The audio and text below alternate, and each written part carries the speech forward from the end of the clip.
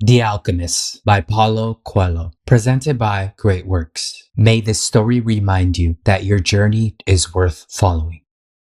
The boy's name was Santiago. Dusk was falling as the boy arrived with his herd at an abandoned church. The roof had fallen in long ago, and an enormous sycamore had grown on the spot where the sacristy had once stood.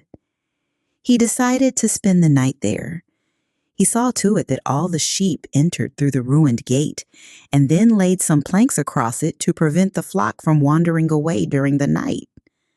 There were no wolves in the region, but once an animal had strayed during the night, and the boy had had to spend the entire next day searching for it. He swept the floor with his jacket and lay down, using the book he had just finished reading as a pillow.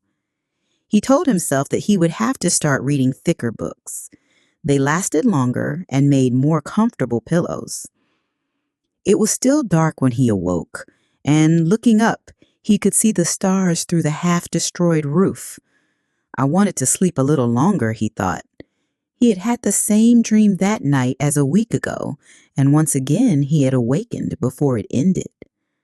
He arose and, taking up his crook, began to awaken the sheep that still slept. He had noticed that as soon as he awoke, most of his animals also began to stir.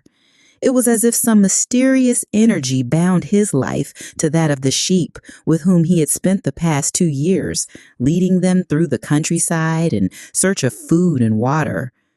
"They are so used to me that they know my schedule," he muttered.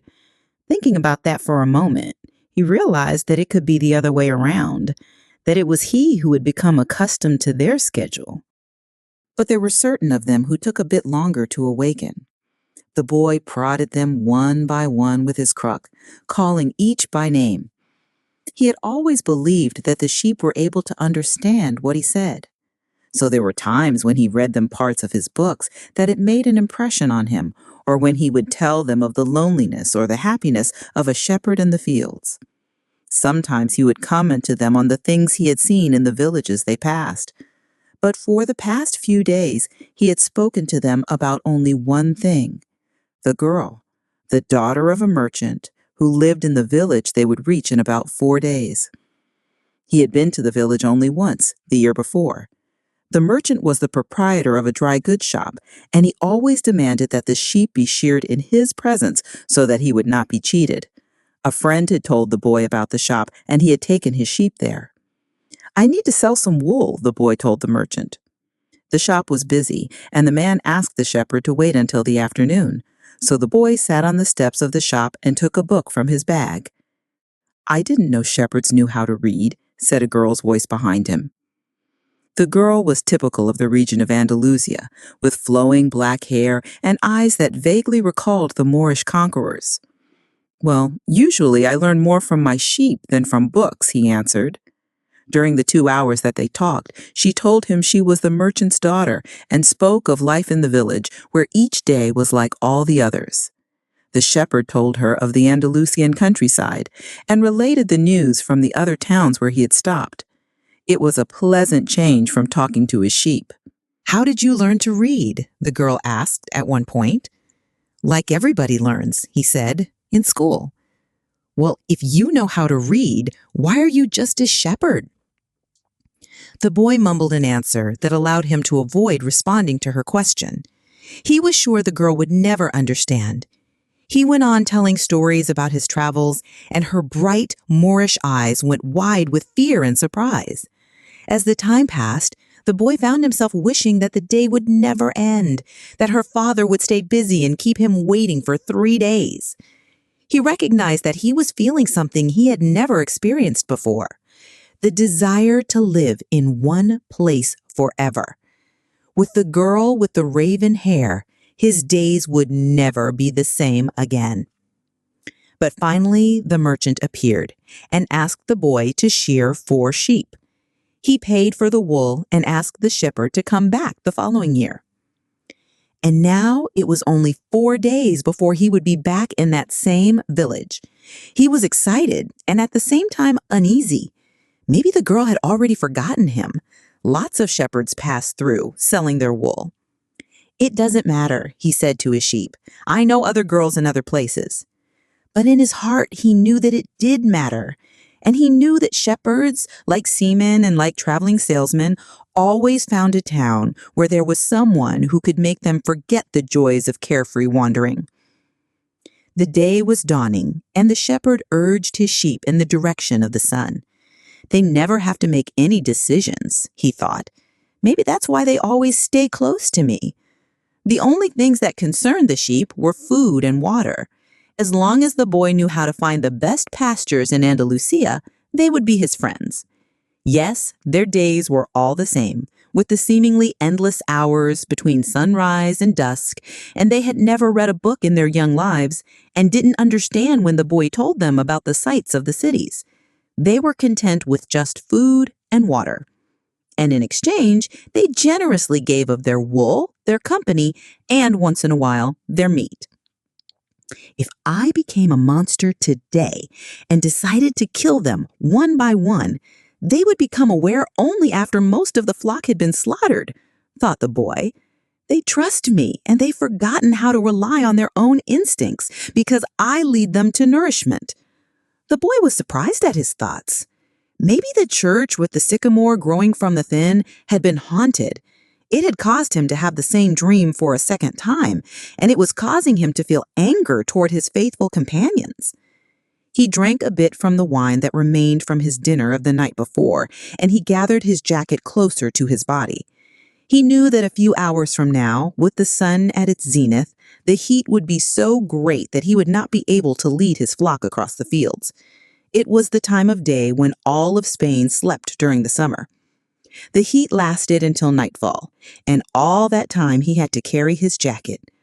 But when he thought to complain about the burden of its weight, he remembered that because he had the jacket, he had withstood the cold of the dawn.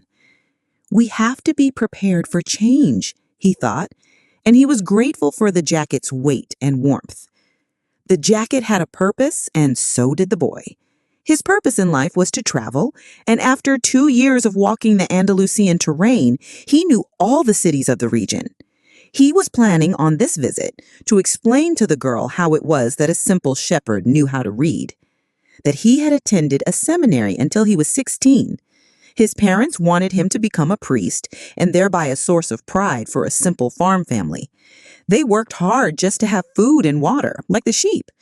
He had studied Latin, Spanish, and theology, but ever since he had been a child, he had wanted to know the world, and this was much more important to him than knowing God and learning about man's sins.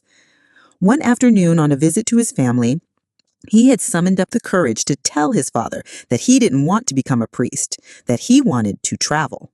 "People from all over the world have passed through this village, son," said his father. "They come in search of new things, but when they leave, they are basically the same people they were when they arrived. They climb the mountain to see the castle, and they wind up thinking that the past was better than what we have now. They have blonde hair or dark skin, but basically they're the same as the people who live right here." "But I'd like to see the castles in the towns where they live," the boy explained. "Those people, when they see our land, say that they would like to live here forever," his father continued. "Well, I'd like to see their land and see how they live. The people who come here have a lot of money to spend, so they can afford to travel," his father said. "Amongst us, the only ones who travel are the shepherds." "Well, then, I'll be a shepherd." His father said no more. The next day, he gave his son a pouch that held 3 ancient Spanish gold coins. "I found these one day in the fields. I wanted them to be a part of your inheritance, but use them to buy your flock. Take to the fields, and someday you'll learn that our countryside is the best and our women are the most beautiful." And he gave the boy his blessing. The boy could see in his father's gaze a desire to be able himself to travel the world, a desire that was still alive despite his father's having had to bury it over dozens of years under the burden of struggling for water to drink, food to eat, and the same place to sleep every night of his life. The horizon was tinged with red, and suddenly the sun appeared. The boy thought back to that conversation with his father and felt happy. He had already seen many castles and met many women, but none the equal of the one who awaited him several days hence. He owned a jacket, a book that he could trade for another, and a flock of sheep. But most important, he was able every day to live out his dream. If he were to tire of the Andalusian fields, he could sell his sheep and go to sea. By the time he had had enough of the sea, he would have already known other cities, other women, and other chances to be happy. I couldn't have found God in the seminary, he thought, as he looked at the sunrise. Whenever he could, he sought out a new road to travel. He had never been to that ruined church before, in spite of having traveled through those parts many times. The world was huge and inexhaustible. He only had to allow his sheep to set the route for a while, and he would discover other interesting things. The problem is that they don't even realize that they're walking a new road every day. They don't see that the fields are new and the seasons change. All they think about is food and water. Maybe we're all that way, the boy mused. Even me. I haven't thought of other women since I met the merchant's daughter. Looking at the sun, he calculated that he would reach Tarifa before midday. There he could exchange his book for a thicker one, fill his wine bottle, shave, and get a haircut. He had to prepare himself for his meeting with the girl, and he didn't want to think about the possibility that some other shepherd with a larger flock of sheep had arrived there before him and asked for her hand. It's the possibility of having a dream come true that makes life interesting, he thought, as he looked again at the position of the sun and hurried his pace. He had suddenly remembered that in Tarifa there was an old woman who interpreted dreams. The old woman led the boy to a room at the back of her house. It was separated from her living room by a curtain of colored beads. The room's furnishings consisted of a table, an image of the Sacred Heart of Jesus, and 2 chairs. The woman sat down and told him to be seated as well. Then she took both of his hands in hers and began quietly to pray. It sounded like a gypsy prayer. The boy had already had experience on the road with gypsies. They traveled too, but they had no flocks of sheep. People said that gypsies spent their lives tricking others. It was also said that they had a pact with the devil, and they kidnapped children, and taking them away to their mysterious camps made them their slaves.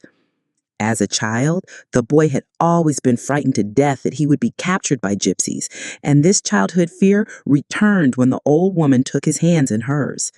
But she has the Sacred Heart of Jesus there, he thought, trying to reassure himself. He didn't want his hand to begin to tremble, showing the old woman that he was fearful. He recited an Our Father silently. "Very interesting," said the woman, never taking her eyes from the boy's hands, and then she fell silent. The boy was becoming nervous. His hands began to tremble, and the woman sensed it. He quickly pulled his hands away. "I didn't come here to have you read my palm," he said, already regretting having come. He thought for a moment that it would be better to pay her fee and leave without learning anything, that he was giving too much importance to his recurrent dream. "You came so that you could learn about your dreams," said the old woman. "And dreams are the language of God. When he speaks in our language, I can interpret what he has said. But if he speaks in the language of the soul, it is only you who can understand. But whichever it is, I'm going to charge you for the consultation."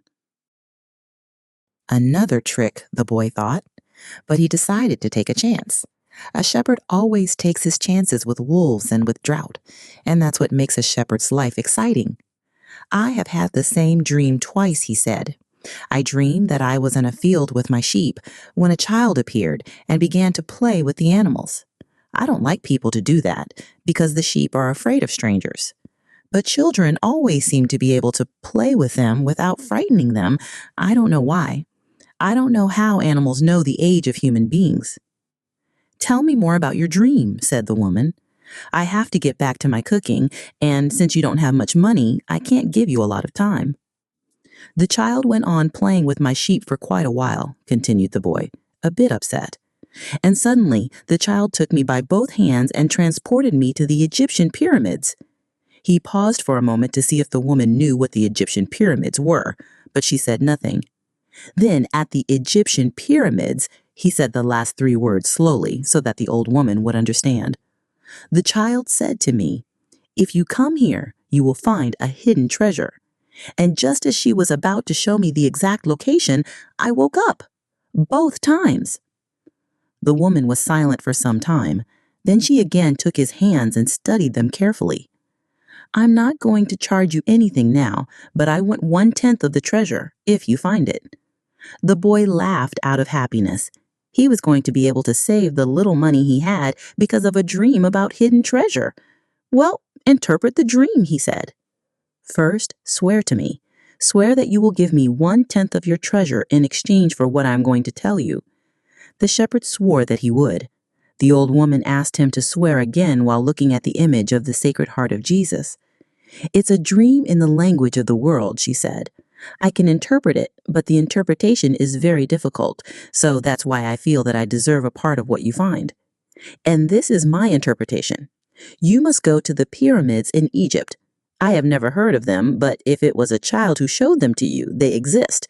There you will find a treasure that will make you a rich man." The boy was surprised and then irritated. He didn't need to seek out the old woman for this.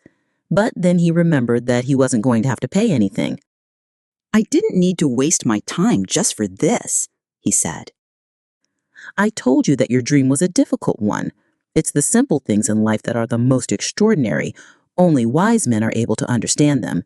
And since I am not wise, I have had to learn other arts, such as the reading of palms." "Well, how am I going to get to Egypt?" "I only interpret dreams. I don't know how to turn them into reality. That's why I have to live off what my daughters provide me with." "And what if I never get to Egypt?" "Then I don't get paid. It wouldn't be the first time." And the woman told the boy to leave, saying she had already wasted too much time with him. So the boy was disappointed, and he decided that he would never again believe in dreams. He remembered that he had a number of things he had to take care of. He went to the market for something to eat. He traded his book for one that was thicker, and he found a bench in the plaza where he could sample the new wine he had bought. The day was hot, and the wine was refreshing. The sheep were at the gates of the city, in a stable that belonged to a friend. The boy knew a lot of people in the city. That was what made traveling appeal to him. He always made new friends, and he didn't need to spend all of his time with them. When someone sees the same people every day, as had happened with him at the seminary, they wind up becoming a part of that person's life, and then they want the person to change. If someone isn't what others want them to be, the others become angry. Everyone seems to have a clear idea of how other people should lead their lives, but none about their own. He decided to wait until the sun had sunk a little lower in the sky before following his flock back through the fields. 3 days from now, he would be with the merchant's daughter. He started to read the book he had bought. On the very first page, it described a burial ceremony, and the names of the people involved were very difficult to pronounce. If he ever wrote a book, he thought, he would present one person at a time so that the reader wouldn't have to worry about memorizing a lot of names. When he was finally able to concentrate on what he was reading, he liked the book better. The burial was on a snowy day, and he welcomed the feeling of being cold.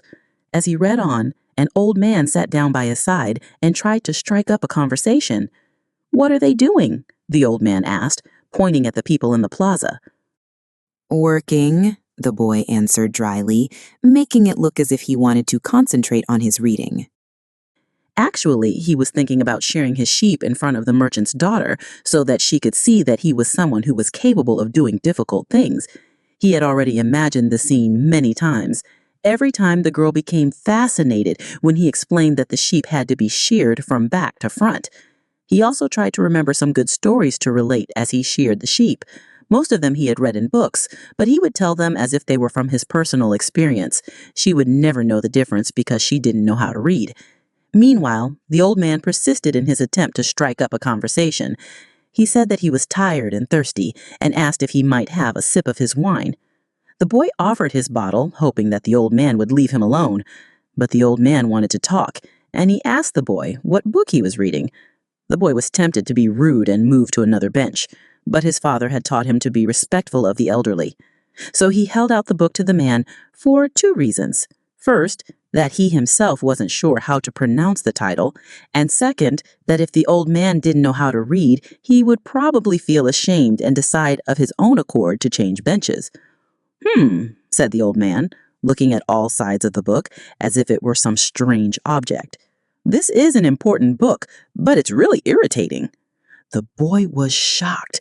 The old man knew how to read and had already read the book, and if the book was irritating, as the old man had said, the boy still had time to change it for another. It's a book that says the same thing almost all the other books in the world say, continued the old man. It describes people's inability to choose their own personal legends, and it ends up saying that everyone believes the world's greatest lie. What's the world's greatest lie? Asked the boy, completely surprised. It's this, that at a certain point in our lives, we lose control of what's happening to us, and our lives become controlled by fate. That's the world's greatest lie. That's never happened to me, the boy said. They wanted me to be a priest, but I decided to become a shepherd. Much better, because you really like to travel. He knew what I was thinking, the boy said to himself.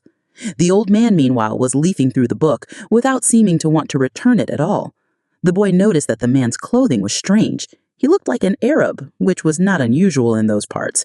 Africa was only a few hours from Tarifa. One had only to cross the narrow straits by boat. Arabs often appeared in the city, shopping and chanting their strange prayers several times a day. Where are you from? The boy asked. From many places. No one can be from many places, the boy said. I'm a shepherd, and I have been to many places, but I come from only one place, from a city near an ancient castle. That's where I was born. Well, then we could say that I was born in Salem. The boy didn't know where Salem was, but he didn't want to ask, fearing that he would appear ignorant. He looked at the people in the plaza for a while. They were coming and going, and all of them seemed to be very busy. So, what is Salem like? He asked, trying to get some sort of clue. It's like it's always has been. No clue yet, but he knew that Salem wasn't in Andalusia. If it were, he would already have heard of it. And what do you do in Salem? He insisted. What do I do in Salem? The old man laughed. Well, I'm the king of Salem. People say strange things, the boy thought. Sometimes it's better to be with the sheep, who don't say anything, and better still to be alone with one's books. They tell their incredible stories at the time when you want to hear them. But when you're talking to people, they say some things that are so strange that you don't know how to continue the conversation. My name is Melchizedek, said the old man. How many sheep do you have? Enough, the boy said. He could see that the old man wanted to know more about his life. Well, then we've got a problem. I can't help you if you feel you've got enough sheep. The boy was getting irritated. He wasn't asking for help. It was the old man who had asked for a drink of his wine and had started the conversation. Give me my book, the boy said. I have to go and gather my sheep and get going. Give me 1/10 of your sheep, and I'll tell you how to find the hidden treasure. The boy remembered his dream, and suddenly everything was clear to him. The old woman hadn't charged him anything, but the old man, maybe he was her husband, was going to find a way to get much more money in exchange for information about something that didn't even exist. The old man was probably a gypsy too. Before the boy could say anything, the old man leaned over, picked up a stick, and began to write in the sand of the plaza. Something bright reflected from his chest with such intensity that the boy was momentarily blinded. With a movement that was too quick for his age, the man covered whatever it was with his clape. When his vision returned to normal, the boy was able to read what the old man had written in the sand. There in the sand of the plaza of that small town, the boy read the names of his father and his mother and the name of the seminary he had attended. He read the name of the merchant's daughter, which he hadn't even known, and he read things he had never told anyone. I'm the king of Salem, the old man had said. Why would a king be talking with a shepherd? The boy asked, awed and embarrassed. For several reasons. But let's say that the most important is that you have succeeded in discovering your personal legend. The boy didn't know what a person's personal legend was. It's what you have always wanted to accomplish. Everyone, when they are young, knows what their personal legend is. At that point in their lives, everything is clear and everything is possible. They are not afraid to dream and to yearn for everything they would like to see happen to them in their lives. But as time passes, a mysterious force begins to convince them that it will be impossible for them to realize their personal legend. None of what the old man was saying made much sense to the boy, but he wanted to know what the mysterious force was. The merchant's daughter would be impressed when he told her about that. It's a force that appears to be negative, but actually shows you how to realize your personal legend. It prepares your spirit and your will, because there is one great truth on this planet. Whoever you are, or whatever it is that you do, when you really want something, it's because that desire originated in the soul of the universe. It's your mission on Earth. Even when all you want to do is travel, or marry the daughter of a textile merchant? Yes, or even search for treasure. The soul of the world is nourished by people's happiness and also by unhappiness, envy, and jealousy. To realize one's personal legend is a person's only real obligation. All things are one. And when you want something, all the universe conspires in helping you to achieve it. They were both silent for a time, observing the plaza and the townspeople. It was the old man who spoke first. "Why do you tend a flock of sheep?" "Because I like to travel." He pointed to a baker standing in his shop window at one corner of the plaza. When he was a child, that man wanted to travel too, but he decided first to buy his bakery and put some money aside. When he's an old man, he's going to spend a month in Africa. He never realized that people are capable at any time in their lives of doing what they dream of. "He should have decided to become a shepherd," the boy said. Well, he thought about that, but bakers are more important people than shepherds. Bakers have homes, while shepherds sleep out in the open. Parents would rather see their children marry bakers than shepherds. The boy felt a pang in his heart, thinking about the merchant's daughter. There was surely a baker in her town.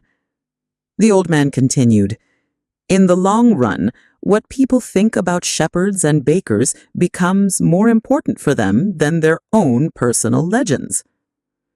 The old man leafed through the book and fell to reading a page he came to. The boy waited, and then interrupted the old man just as he himself had been interrupted. "Why are you telling me all this?" "Because you are trying to realize your personal legend, and you're at the point where you're about to give it all up." "And that's when you always appear on the scene?" "Not always in this way, but I always appear in one form or another. Sometimes I appear in the form of a solution or a good idea. At other times, at a crucial moment, I make it easier for things to happen. There are other things I do too, but most of the time people don't realize I've done them."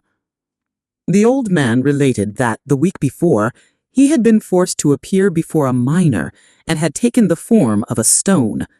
The miner had abandoned everything to go mining for emeralds.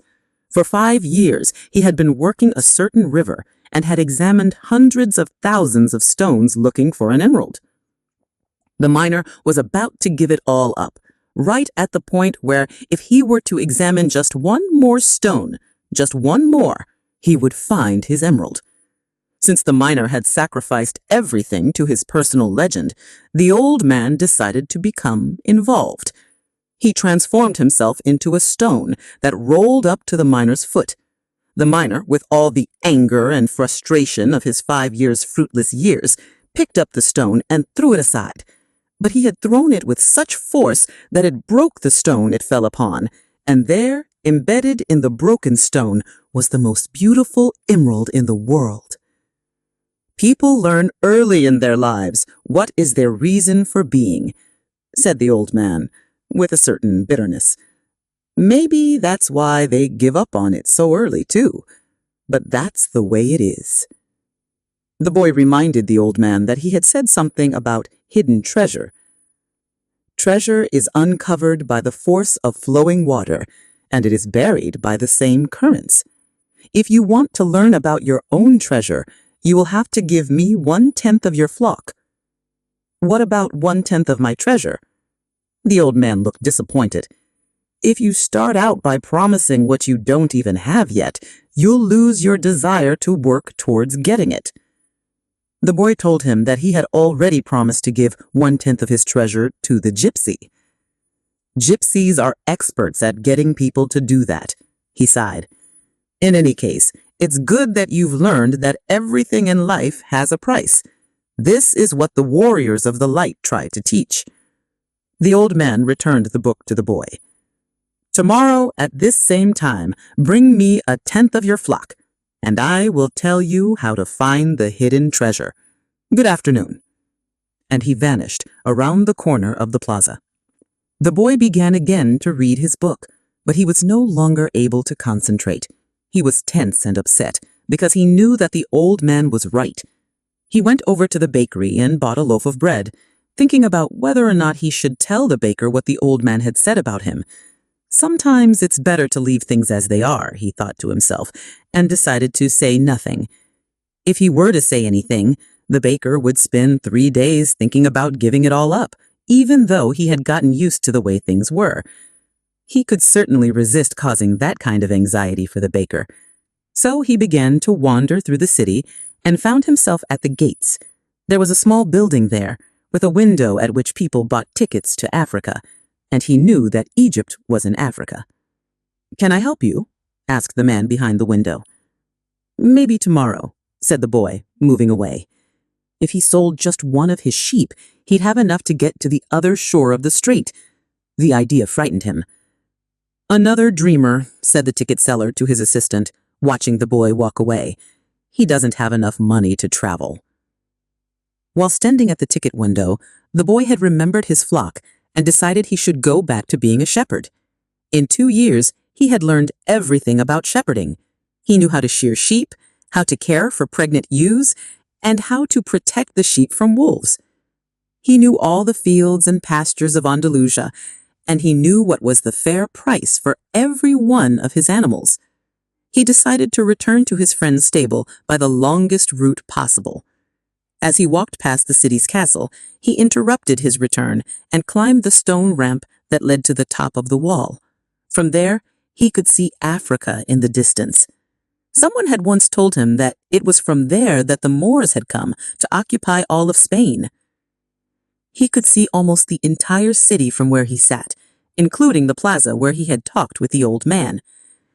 "Curse the moment I met that old man," he thought to himself. He had come to the town only to find a woman who could interpret his dream. Neither the woman nor the old man were at all impressed by the fact that he was a shepherd. They were solitary individuals who no longer believed in things and didn't understand that shepherds become attached to their sheep. He knew everything about each member of his flock. He knew which ones were lame, which one was to give birth 2 months from now, and which ones were the laziest. He knew how to shear them, how to slaughter them. If he ever decided to leave them, they would suffer. The wind began to pick up. He knew that wind. People called it the Levanter, because on it the Moors had come from the Levant on the eastern end of the Mediterranean. The Levanter increased in intensity. Here I am, between my flock and my treasure, the boy thought. He had to choose between something he had become accustomed to and something he wanted to have. There was also the merchant's daughter, but she wasn't as important as his flock because she didn't depend on him. Maybe she didn't even remember him. He was sure that it made no difference to her on which day he appeared. For her, every day was the same. And when each day is the same as the next, it's because people fail to recognize the good things that happen in their lives every day that the sun rises. I left my father, my mother, and the town castle behind. They have gotten used to my being away, and so have I. The sheep will get used to my not being there too, the boy thought. From where he sat, he could observe the plaza. People continued to come and go from the baker's shop. A young couple sat on the bench where he had talked with the old man, and they kissed. That baker, he said to himself, without completing the thought. The Levanter was still getting stronger, and he felt its force on his face. That wind had brought the Moors, yes, but it had also brought the smell of the desert and of veiled women. It had brought with it the sweat and the dreams of men who had once left to search for the unknown and for gold and adventure, and for the pyramids. The boy felt jealous of the freedom of the wind and saw that he could have the same freedom. There was nothing to hold him back except himself. The sheep, the merchant's daughter, and the fields of Andalusia were only steps along the way to his personal legend. The next day, the boy met the old man at noon. He brought 6 sheep with him. "I'm surprised," the boy said. "My friend bought all the other sheep immediately. He said that he had always dreamed of being a shepherd and that it was a good omen." "That's the way it always is," said the old man. "It's called the principle of favorability. When you play cards the first time, you are almost sure to win. Beginner's luck." "Why is that?" "Because there is a force that wants you to realize your personal legend. It whets your appetite with a taste of success." Then the old man began to inspect the sheep, and he saw that one was lame. The boy explained that it wasn't important, since that sheep was the most intelligent of the flock and produced the most wool. "Where is the treasure?" he asked. "It's in Egypt, near the pyramids." The boy was startled. The old woman had said the same thing, but she hadn't charged him anything. "In order to find the treasure, you will have to follow the omens. God has prepared a path for everyone to follow. You just have to read the omens that he left for you." Before the boy could reply, a butterfly appeared and fluttered between him and the old man. He remembered something his grandfather had once told him, that butterflies were a good omen, like crickets and like grasshoppers, like lizards and 4-leaf clovers. "That's right," said the old man, able to read the boy's thoughts. "These are good omens." The old man opened his cape, and the boy was struck by what he saw. The old man wore a breastplate of heavy gold covered with precious stones. The boy recalled the brilliance he had noticed on the previous day. He really was a king. He must be disguised to avoid encounters with thieves. "Take these," said the old man, holding out a white stone and a black stone that had been embedded at the center of the breastplate. "They are called Urim and Thummim. The black signifies yes, and the white, no. When you are unable to read the omens, they will help you to do so. Always ask an objective question. But if you can, try to make your own decisions. The treasure is at the pyramids. That you already knew, but I had to insist on the payment of 6 sheep because I helped you to make your decision." The boy put the stones in his pouch. From then on, he would make his own decisions. Don't forget that everything you deal with is only one thing and nothing else. And don't forget the language of omens. And above all, don't forget to follow your personal legend through to its conclusion. But before I go, I want to tell you a little story. A certain shopkeeper sent his son to learn about the secret of happiness from the wisest man in the world. The lad wandered through the desert for 40 days and finally came upon a beautiful castle high atop a mountain. It was there that the wise man lived. Rather than finding a saintly man, though, our hero, on entering the main room of the castle, saw a hive of activity. Tradesmen came and went. People were conversing in the corners.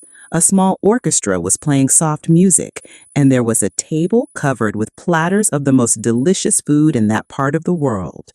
The wise man conversed with everyone, and the boy had to wait for 2 hours before it was his turn to be given the man's attention.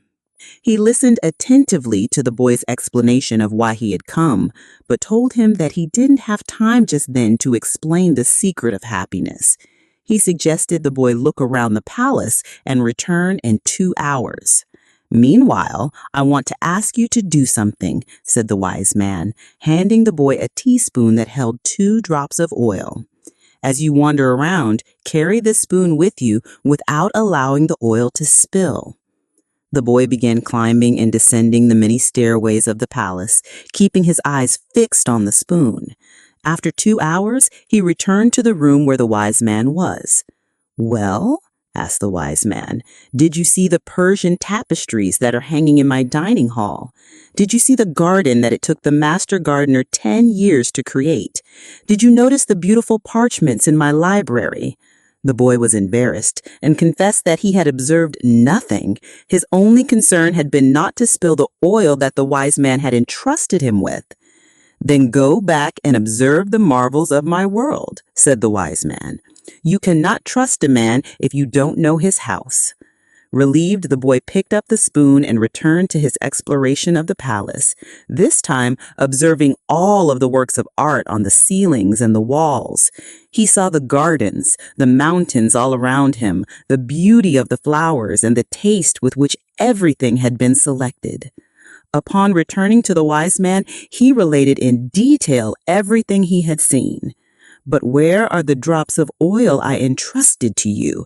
asked the wisest of wise men. Looking down at the spoon he held, the boy saw that the oil was gone. "Well, there is only one piece of advice I can give you. The secret of happiness is to see all the marvels of the world and never to forget the drops of oil on the spoon."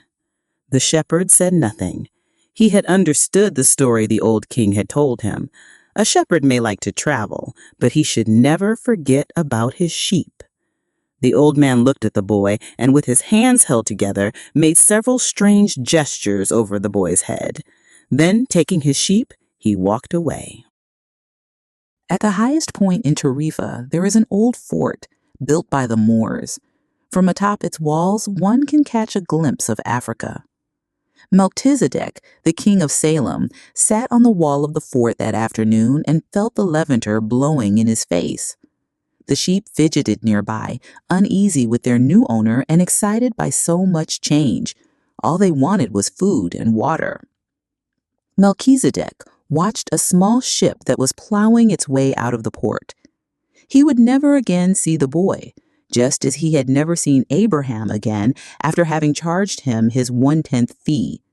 That was his work. The gods should not have desires, because they don't have personal legends. But the king of Salem hoped desperately that the boy would be successful. "It's too bad that he's quickly going to forget my name," he thought. "I should have repeated it for him. Then, when he spoke about me, he would say that I am Melchizedek, the king of Salem."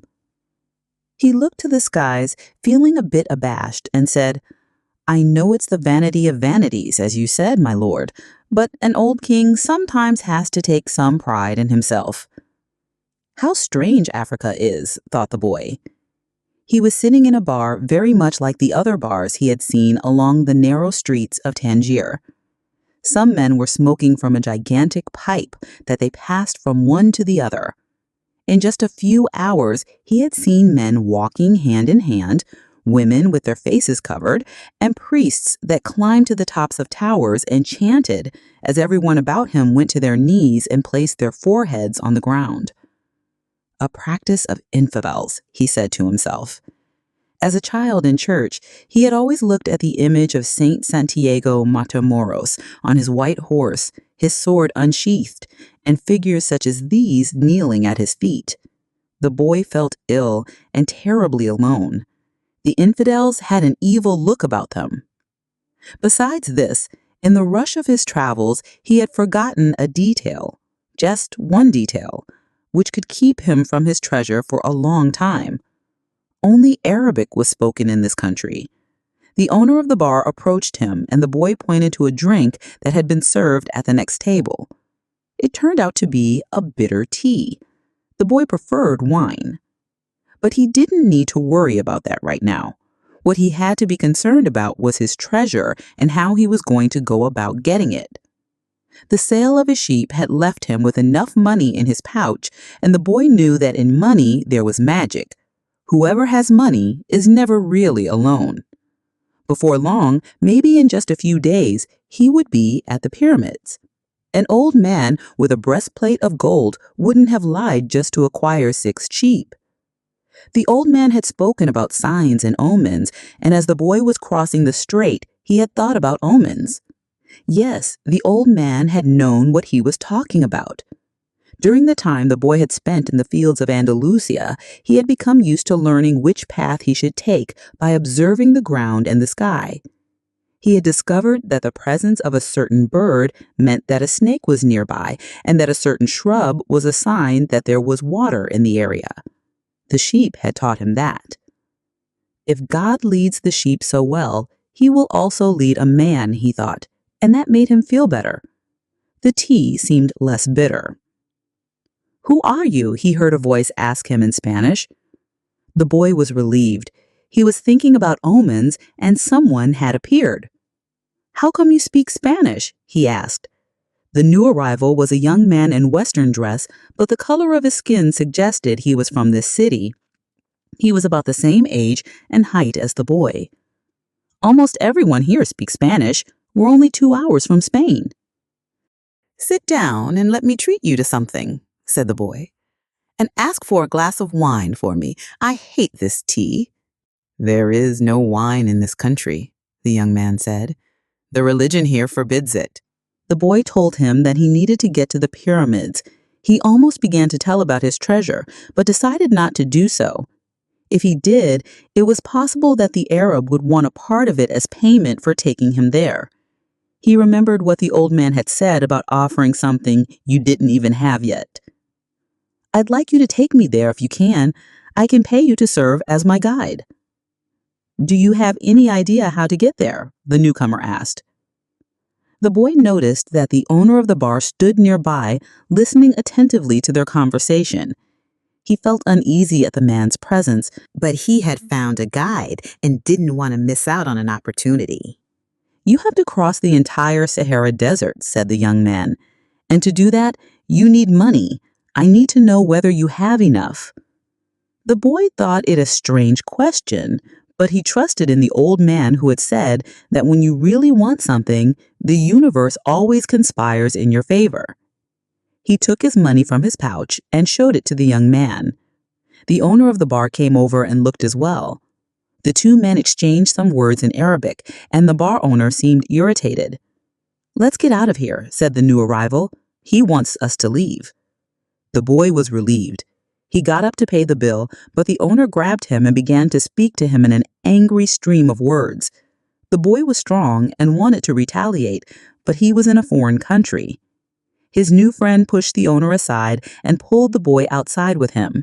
"He wanted your money," he said. "Tangier is not like the rest of Africa. This is a port, and every port has its thieves." The boy trusted his new friend. He had helped him out in a dangerous situation. He took out his money and counted it. "We could get to the pyramids by tomorrow," said the other, taking the money. "But I have to buy 2 camels." They walked together through the narrow streets of Tangier. Everywhere there were stalls with items for sale.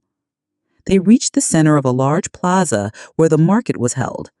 There were thousands of people there, arguing, selling, and buying, vegetables for sale amongst daggers and carpets displayed alongside tobacco. But the boy never took his eye off his new friend. After all, he had all his money. He thought about asking him to give it back, but decided that would be unfriendly. He knew nothing about the customs of the strange land he was in. "I'll just watch him," he said to himself. He knew he was stronger than his friend.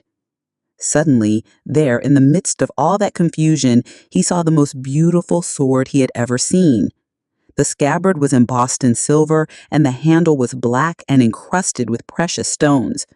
The boy promised himself that when he returned from Egypt, he would buy that sword. "Ask the owner of that stall how much the sword costs," he said to his friend. Then he realized that he had been distracted for a few moments looking at the sword. His heart squeezed as if its chest had suddenly compressed it. He was afraid to look around because he knew what he would find. He continued to look at the beautiful sword for a bit longer until he summoned the courage to turn around. All around him was the market, with people coming and going, shouting and buying, and the aroma of strange foods, but nowhere could he find his new companion. The boy wanted to believe that his friend had simply become separated from him by accident. He decided to stay right there and await his return. As he waited, a priest climbed to the top of a nearby tower and began his chant. Everyone in the market fell to their knees, touched their foreheads to the ground, and took up the chant. Then, like a colony of worker ants, they dismantled their stalls and left. The sun began its departure as well. The boy watched it through its trajectory for some time until it was hidden behind the white houses surrounding the plaza. He recalled that the sun had risen that morning. He was on another continent, still a shepherd with 60 sheep, and looking forward to meeting with a girl. That morning he knew everything that was going to happen to him as he walked through the familiar fields. But now, as the sun began to set, he was in a different country, a stranger in a strange land where he couldn't even speak the language. He was no longer a shepherd, and he had nothing. Not even the money to return and start everything over again. All this happened between sunrise and sunset, the boy thought. He was feeling sorry for himself and lamenting the fact that his life could have changed so suddenly and so drastically. He was so ashamed that he wanted to cry. He had never even wept in front of his own sheep. But the marketplace was empty and he was far from home. So he wept. He wept because God was unfair, and because this was the way God repaid those who believed in their dreams. When I had my sheep, I was happy, and I made those around me happy. People saw me coming and welcomed me. But now I'm sad and alone. I'm going to become bitter and distrustful of people because one person betrayed me. I'm going to hate those who have found their treasure because I never found mine. And I'm going to hold on to what little I have because I'm too insignificant to conquer the world. He opened his pouch to see what was left of his possessions. Maybe there was a bit left of the sandwich he had eaten on the ship. But all he found was the heavy book, his jacket, and the 2 stones the old man had given him. As he looked at the stones, he felt relieved for some reason. He had exchanged 6 sheep for 2 precious stones that had been taken from a gold breastplate. He could sell the stones and buy a return ticket. But this time I'll be smarter, the boy thought, removing them from the pouch so he could put them in his pocket. This was a port town, and the only truthful thing his friend had told him was that port towns are full of thieves. Now he understood why the owner of the bar had been so upset. He was trying to tell him not to trust that man. I'm like everyone else. I see the world in terms of what I would like to see happen, not what actually does. He ran his fingers slowly over the stones, sensing their temperature and feeling their surfaces. They were his treasure. Just handling them made him feel better. They reminded him of the old man. When you want something, all the universe conspires in helping you to achieve it, he had said. The boy was trying to understand the truth of what the old man had said. Here he was in the empty marketplace, without a cent to his name and with not a sheep to guard through the night. But the stones were proof that he had met with a king who knew of the boy's past. They're called Urim and Tumim, and they can help you to read the omens. The boy put the stones back in the pouch and decided to do an experiment. The old man had said to ask very clear questions, and to do that, the boy had to know what he wanted. So he asked if the old man's blessing was still with him. He took out one of the stones. It was yes. Am I going to find my treasure? He asked. He stuck his hand into the pouch and felt around for one of the stones. As he did so, both of them pushed through a hole in the pouch and fell to the ground. The boy had never even noticed that there was a hole in his pouch. He knelt down to find Urim and Tumim and put them back in the pouch. But as he saw them lying there on the ground, another phrase came to his mind. Learn to recognize omens and follow them, the old king had said. An omen, the boy smiled to himself.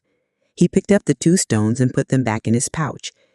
He didn't consider mending the hole. The stones could fall through any time they wanted. He had learned that there were certain things one shouldn't ask about so as not to flee from one's own personal legend. I promised that I would make my own decisions, he said to himself. But the stones had told him that the old man was still with him, and that made him feel more confident. He looked around at the empty plaza again, feeling less desperate than before. This wasn't a strange place. It was a new one. After all, what he had always wanted was just that, to know new places. Even if he never got to the pyramids, he had already traveled farther than any shepherd he knew. If they only knew how different things are just 2 hours by ship from where they are, he thought. Although his new world at the moment was just an empty marketplace, he had already seen it when it was teeming with life, and he would never forget it. He remembered the sword. It hurt him a bit to think about it, but he had never seen one like it before. As he mused about these things, he realized that he had to choose between thinking of himself as the poor victim of a thief and as an adventurer in quest of his treasure. "I'm an adventurer looking for treasure," he said to himself. He was shaken into wakefulness by someone. He had fallen asleep in the middle of the marketplace, and life in the plaza was about to resume. Looking around, he sought his sheep, and then realized that he was in a new world. But instead of being saddened, he was happy. He no longer had to seek out food and water for the sheep. He could go in search of his treasure instead.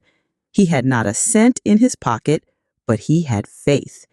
He had decided the night before that he would be as much an adventurer as the ones he had admired in books. He walked slowly through the market.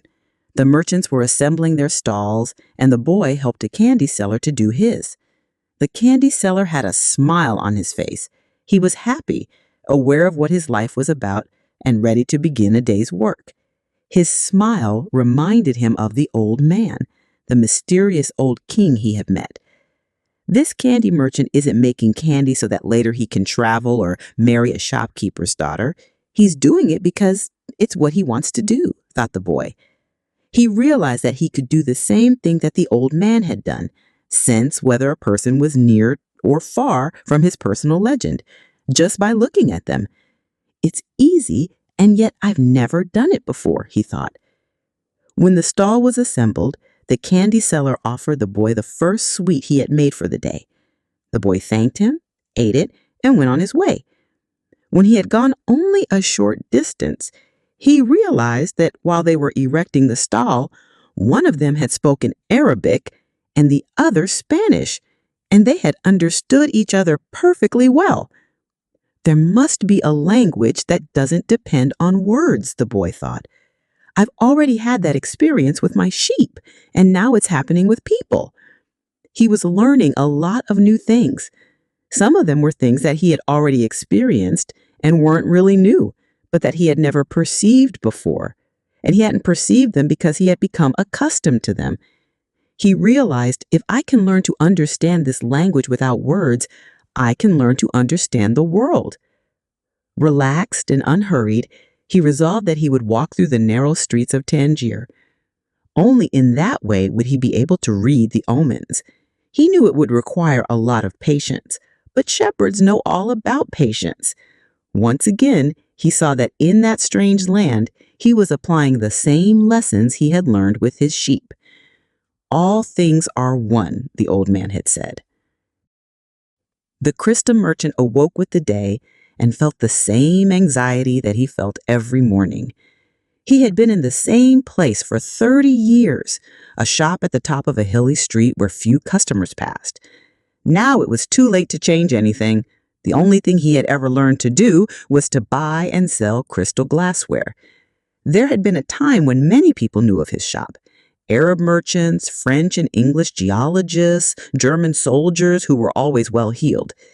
In those days, it had been wonderful to be selling crystal, and he had thought how he would become rich and have beautiful women at his side as he grew older. But as time passed, Tangier had changed. The nearby city of Ceuta had grown faster than Tangier, and business had fallen off. Neighbors moved away, and there remained only a few small shops on the hill, and no one was going to climb the hill just to browse through a few small shops. But the crystal merchant had no choice. He had lived 30 years of his life buying and selling crystal pieces, and now it was too late to do anything else. He spent the entire morning observing the infrequent comings and goings in the street. He had done this for years and knew the schedule of everyone who passed. But just before lunchtime, a boy stopped in front of the shop. He was dressed normally, but the practiced eyes of the crystal merchant could see that the boy had no money to spend. Nevertheless, the merchant decided to delay his lunch for a few minutes until the boy moved on. A card hanging in the doorway announced that several languages were spoken in the shop. The boy saw a man appear behind the counter. "I can clean up those glasses in the window if you want," said the boy. "The way they look now, nobody is going to want to buy them." The man looked at him without responding. "In exchange, you could give me something to eat." The man still said nothing, and the boy sensed that he was going to have to make a decision. In his pouch, he had his jacket. He certainly was not going to need it in the desert. Taking the jacket out, he began to clean the glasses. In half an hour, he had cleaned all the glasses in the window, and as he was doing so, 2 customers had entered the shop and bought some crystal. When he had completed the cleaning, he asked the man for something to eat. "Let's go and have some lunch," said the crystal merchant. He put a sign on the door, and they went to a small cafe nearby. As they sat down at the only table in the place, the crystal merchant laughed. "He didn't have to do any cleaning," he said. "The Quran requires me to feed a hungry person." "Well then, why did you let me do it?" the boy asked. "Because the crystal was dirty, and both you and I needed to cleanse our minds of negative thoughts." When they had eaten, the merchant turned to the boy and said, "I'd like you to work in my shop. 2 customers came in today while you were working, and that's a good omen." "People talk a lot about omens," thought the shepherd, "but they really don't know what they're saying." Just as I hadn't realized that for so many years I had been speaking a language without words to my sheep. "Do you want to go to work for me?" the merchant asked. "I can work for the rest of today," the boy answered. "I'll work all night until dawn, and I'll clean every piece of crystal in your shop. In exchange, I need money to get to Egypt tomorrow." The merchant laughed. "Even if you cleaned my crystal for an entire year, even if you earned a good commission selling every piece, you would still have to borrow money to get to Egypt. There are thousands of kilometers of desert between here and there." There was a moment of silence so profound that it seemed the city was asleep. No sound from the bazaars, no arguments among the merchants, no men climbing to the towers to chant, no hope. No adventure, no old kings or personal legends, no treasure, and no pyramids. It was as if the world had fallen silent because the boy's soul had. He sat there, staring blankly through the door of the cafe, wishing that he had died and that everything would end forever at that moment. The merchant looked anxiously at the boy. All the joy he had seen that morning had suddenly disappeared. "I can give you the money you need to get back to your country, my son," said the crystal merchant. The boy said nothing. He got up, adjusted his clothing, and picked up his pouch. "I'll work for you," he said. And after another long silence, he added, "I need money to buy some sheep." Part 2.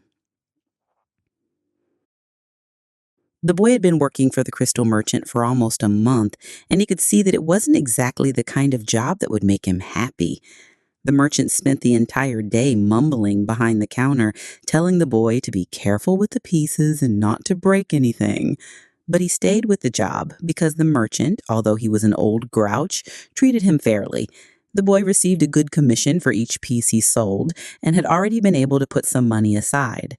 That morning he had done some calculating.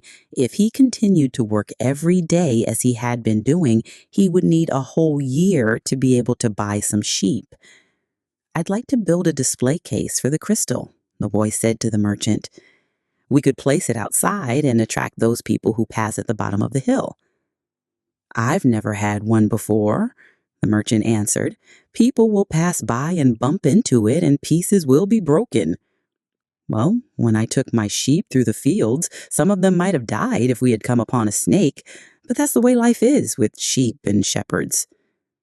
The merchant turned to a customer who wanted 3 crystal glasses.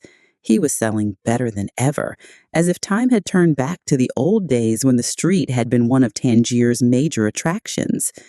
"Business is really improved," he said to the boy after the customer had left. "I'm doing much better, and soon you'll be able to return to your sheep. Why ask more out of life?" "Because we have to respond to omens," the boy said, almost without meaning to. Then he regretted what he had said, because the merchant had never met a king. "It's called the principle of favorability, beginner's luck, because life wants you to achieve your personal legend," the old king had said. But the merchant understood what the boy had said. The boy's very presence in the shop was an omen, and as time passed and money was pouring into the cash drawer, he had no regrets about having hired the boy. The boy was being paid more money than he deserved because the merchant, thinking that sales wouldn't amount to much, had offered the boy a high commission rate. He had assumed he would soon return to his sheep. "Why did you want to get to the pyramids?" he asked, to get away from the business of the display. "Because I've always heard about them," he answered, saying nothing about his dream. The treasure was now nothing but a painful memory, and he tried to avoid thinking about it. "There are no people around here who would want to cross the desert just to see the pyramids. They're just a pile of stones. You could build one in your backyard."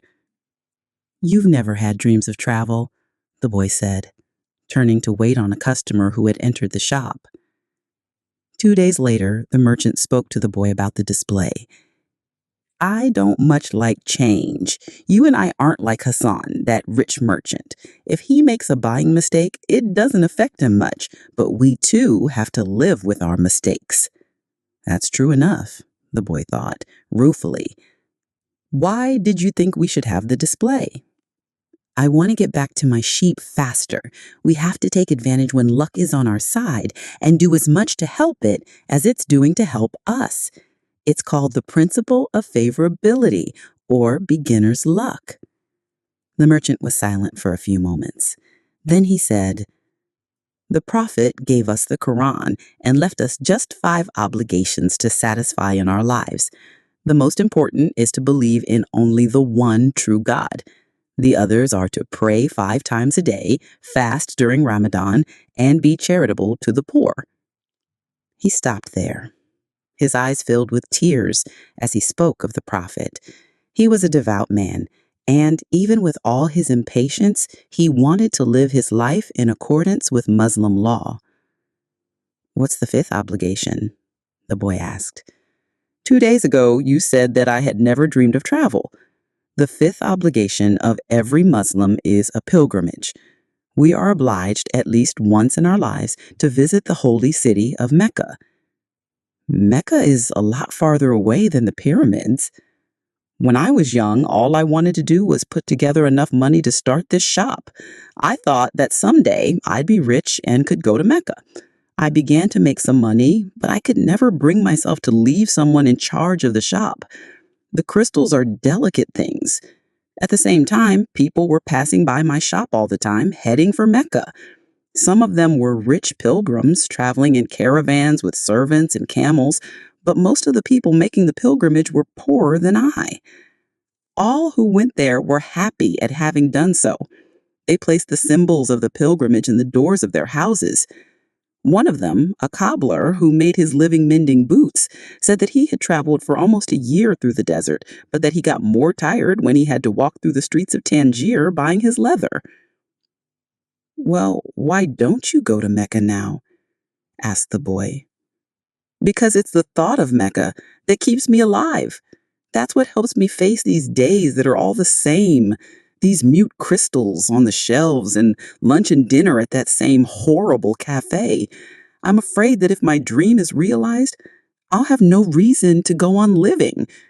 You dream about your sheep and the pyramids, but you're different from me because you want to realize your dreams. I just want to dream about Mecca. I've already imagined 1,000 times crossing the desert, arriving at the plaza of the sacred stone. The 7 times I walk around it before allowing myself to touch it, I've already imagined the people who would be at my side and those in front of me, and the conversations and prayers we would share. But I'm afraid it would all be a disappointment, so I prefer just to dream about it. That day, the merchant gave the boy permission to build the display. Not everyone can see his dreams come true in the same way.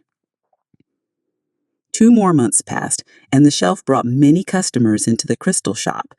The boy estimated that if he worked for 6 more months, he could return to Spain and buy 60 sheep and another 60.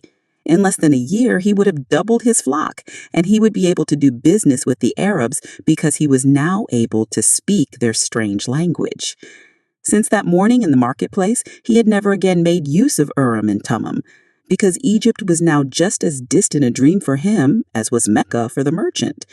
Anyway, the boy had become happy in his work and thought all the time about the day when he would disembark at Tarifa as a winner.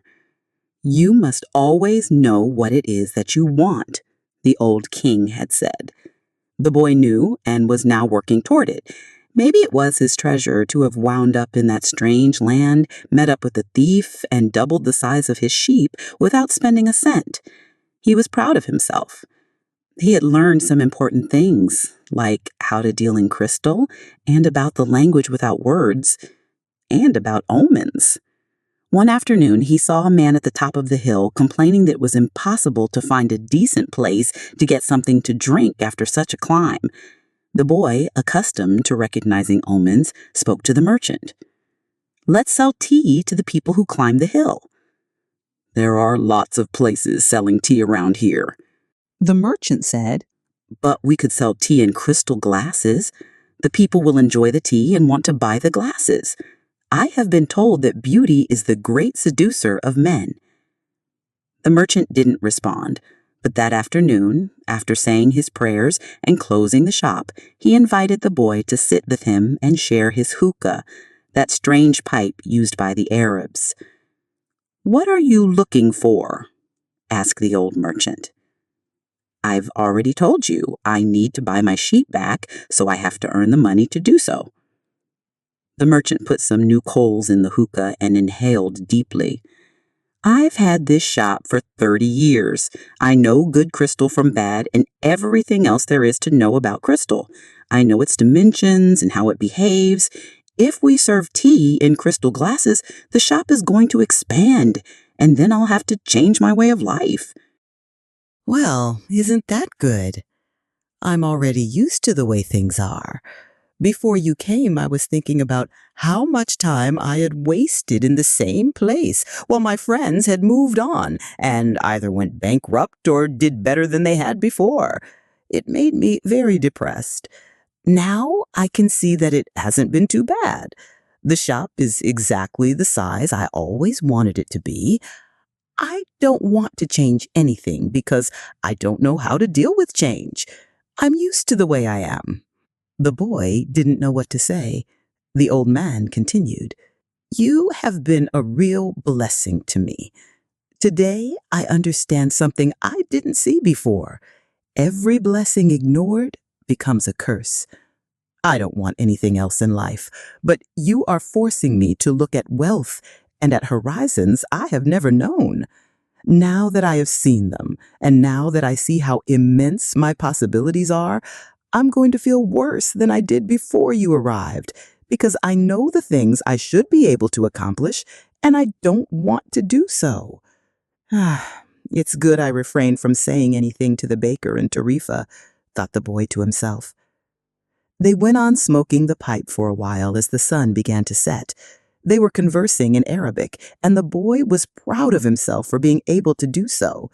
There had been a time when he thought that his sheep could teach him everything he needed to know about the world, but they could never have taught him Arabic. There are probably other things in the world that the sheep can't teach me, thought the boy as he regarded the old merchant. All they ever do, really, is look for food and water. And maybe it wasn't that they were teaching me, but that I was learning from them. "Maktub," the merchant said finally. "What does that mean?" "You would have to have been born an Arab to understand, But in your language, it would be something like, "It is written." And as he smothered the coals in the hookah, he told the boy that he could begin to sell tea in the crystal glasses. Sometimes there's just no way to hold back the river. The men climbed the hill and they were tired when they reached the top, but there they saw a crystal shop that offered refreshing mint tea.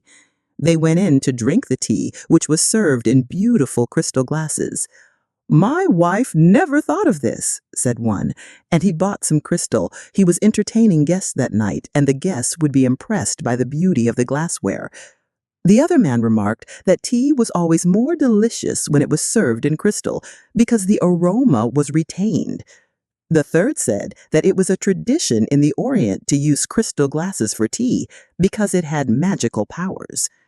Before long, the news spread and a great many people began to climb the hill to see the shop that was doing something new in a trade that was so old. Other shops were open that served tea and crystal, but they weren't at the top of the hill and they had little business.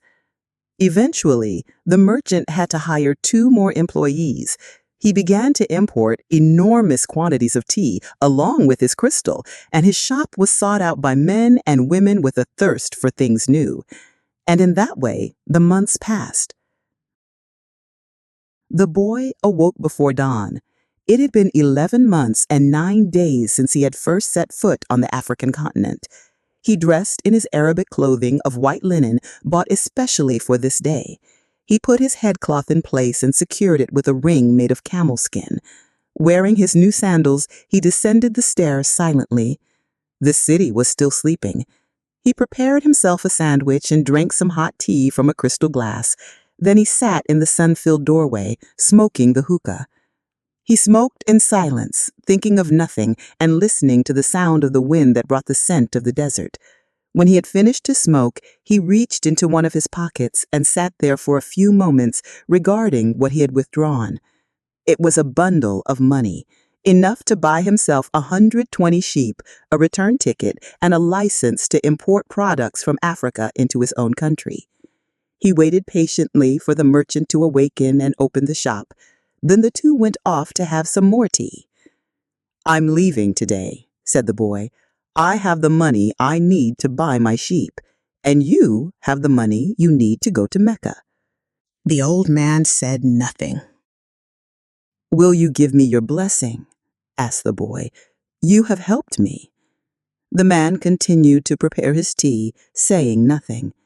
Then he turned to the boy. "I am proud of you," he said.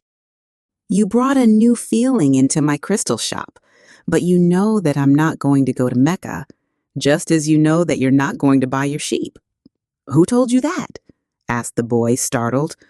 "Maktub," said the old crystal merchant, and he gave the boy his blessing. The boy went to his room and packed his belongings. They filled 3 sacks. As he was leaving, he saw in the corner of the room his old shepherd's pouch. It was bunched up, and he had hardly thought of it for a long time. As he took his jacket out of the pouch, thinking to give it to someone in the street, the 2 stones fell to the floor. Urim and Thummim. Urim and Thummim. It made the boy think of the old king, and it startled him to realize how long it had been since he had thought of him. For nearly a year he had been working incessantly, thinking only of putting aside enough money so that he could return to Spain with pride. "Never stop dreaming," the old king had said. "Follow the omens." The boy picked up Urim and Thummim and once again had this strange sensation that the old king was nearby. He had worked hard for a year, and the omens were that it was time to go. "I'm going to go back to doing just what I did before," the boy thought, "even though the sheep didn't teach me to speak Arabic." But the sheep had taught him something even more important, that there was a language in the world that everyone understood, a language the boy had used throughout the time that he was trying to improve things at the shop. It was the language of enthusiasm, of things accomplished with love and purpose, and as part of a search for something believed in and desired. Tangier was no longer a strange city, and he felt that, just as he had conquered this place, he could conquer the world. When you want something, All the universe conspires to help you achieve it, the old king had said. But the old king hadn't said anything about being robbed, or about endless deserts, or about people who know what their dreams are but don't want to realize them. The old king hadn't told him that the pyramids were just a pile of stones, or that anyone could build one in his backyard. And he had forgotten to mention that when you have enough money to buy a flock larger than the one you had before, you should buy it. The boy picked up his pouch and put it with his other things. He went down the stairs and found the merchant waiting on a foreign couple, while 2 other customers walked about the shop, drinking tea from crystal glasses. It was more activity than usual for this time of the morning. From where he stood, he saw for the first time that the old merchant's hair was very much like the hair of the old king. He remembered the smile of the candy seller on his first day in Tangier, when he had nothing to eat and nowhere to go. That smile had also been like the old king's smile. It's almost as if he had been here and left his mark, he thought. And yet none of these people has ever met the old king. On the other hand, he said that he always appeared to help those who were trying to realize their personal legend. He left without saying goodbye to the crystal merchant. He didn't want to cry with the other people there. He was going to miss the place and all the good things he had learned. He was more confident in himself, though, and felt as though he could conquer the world. But I'm going back to the fields that I know to take care of my flock again. He said that to himself with certainty, but he was no longer happy with his decision.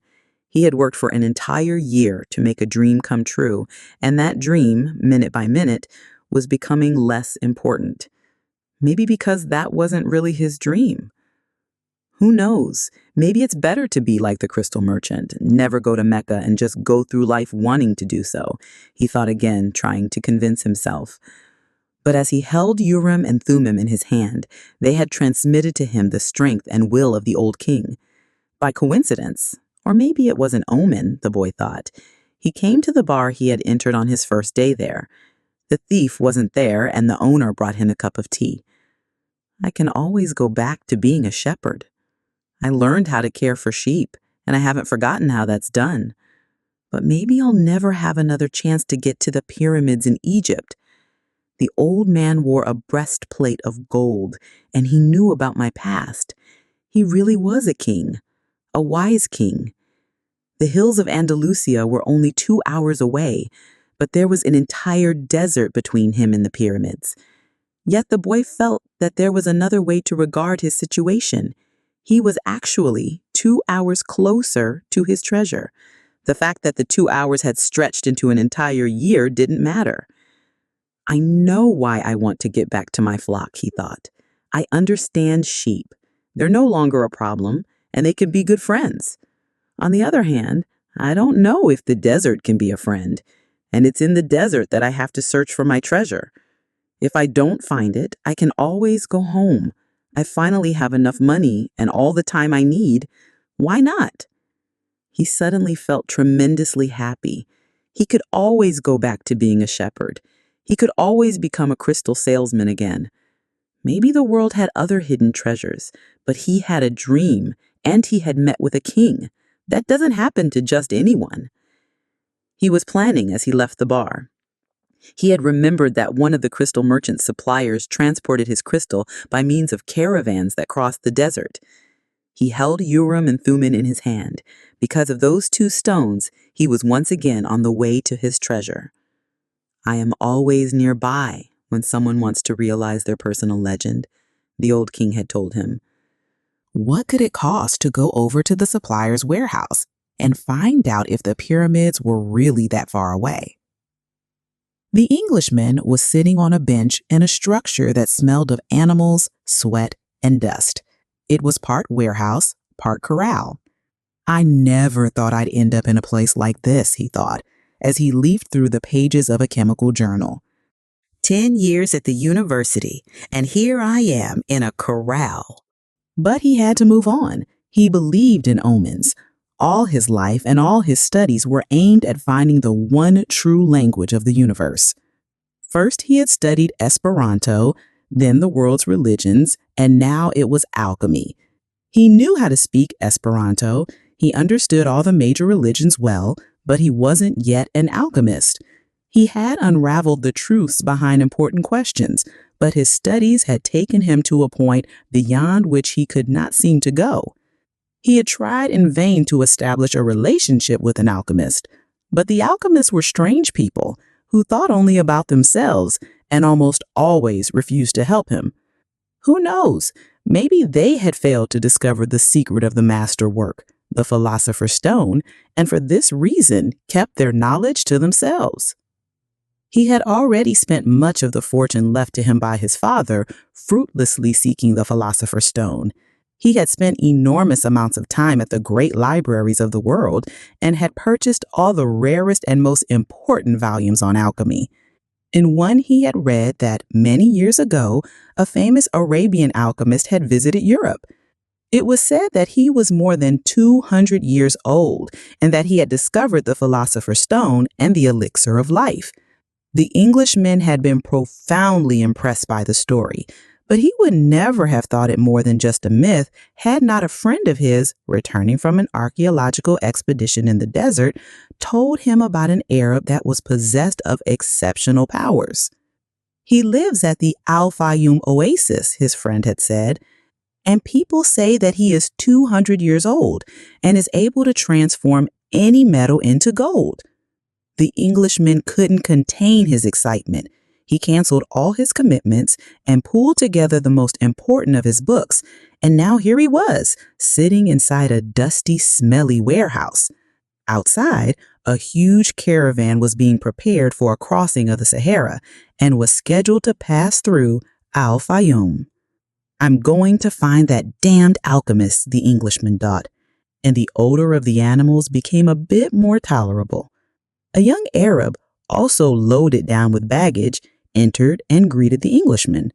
"Where are you bound?" asked the young Arab. "I'm going into the desert," the answered, turning back to his reading. He didn't want any conversation at this point.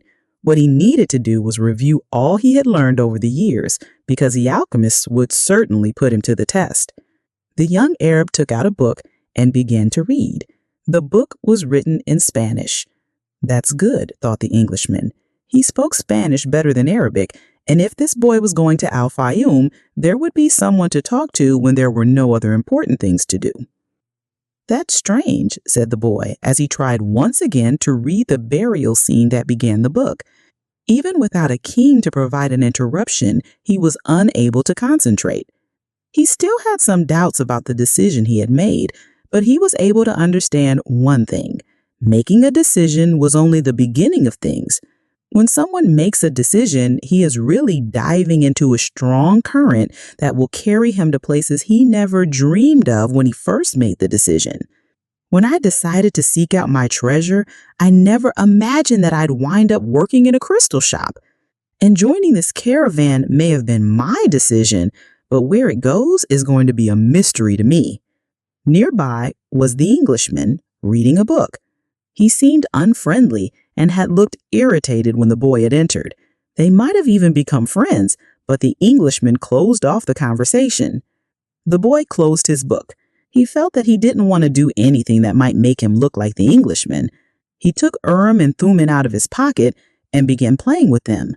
The stranger shouted, "Urim and Thummim?" In a flash, the boy put them back in his pocket. "They're not for sale," he said. "They're not worth much," the Englishman answered. "They're only made of rock crystal, and there are millions of rock crystals in the earth." But those who know about such things would know that those are Urim and Thummim. I didn't know that they had them in this part of the world. "They were given to me as a present by a king," the boy said. The stranger didn't answer. Instead, he put his hand in his pocket and took out 2 stones that were the same as the boy's. "Did you say a king?" he asked. "I guess you don't believe that a king would talk to someone like me, a shepherd," he said, wanting to end the conversation. Not at all. It was shepherds who were the first to recognize a king that the rest of the world refused to acknowledge. So it's not surprising that kings would talk to shepherds. And he went on, fearing that the boy wouldn't understand what he was talking about. "It's in the Bible, the same book that taught me about Urim and Thummim. These stones were the only form of divination permitted by God. The priests carried them in a golden breastplate. The boy was suddenly happy to be there at the warehouse.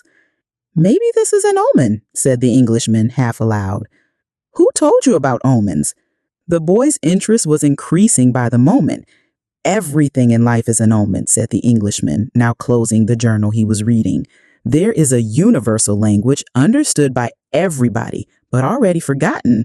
I am in search of that universal language, among other things. That's why I'm here. I have to find a man who knows that universal language, an alchemist." The conversation was interrupted by the warehouse boss. "You're in luck, you two," the fat Arab said. "There's a caravan leaving today for Al-Fayoum." "But I'm going to Egypt," the boy said.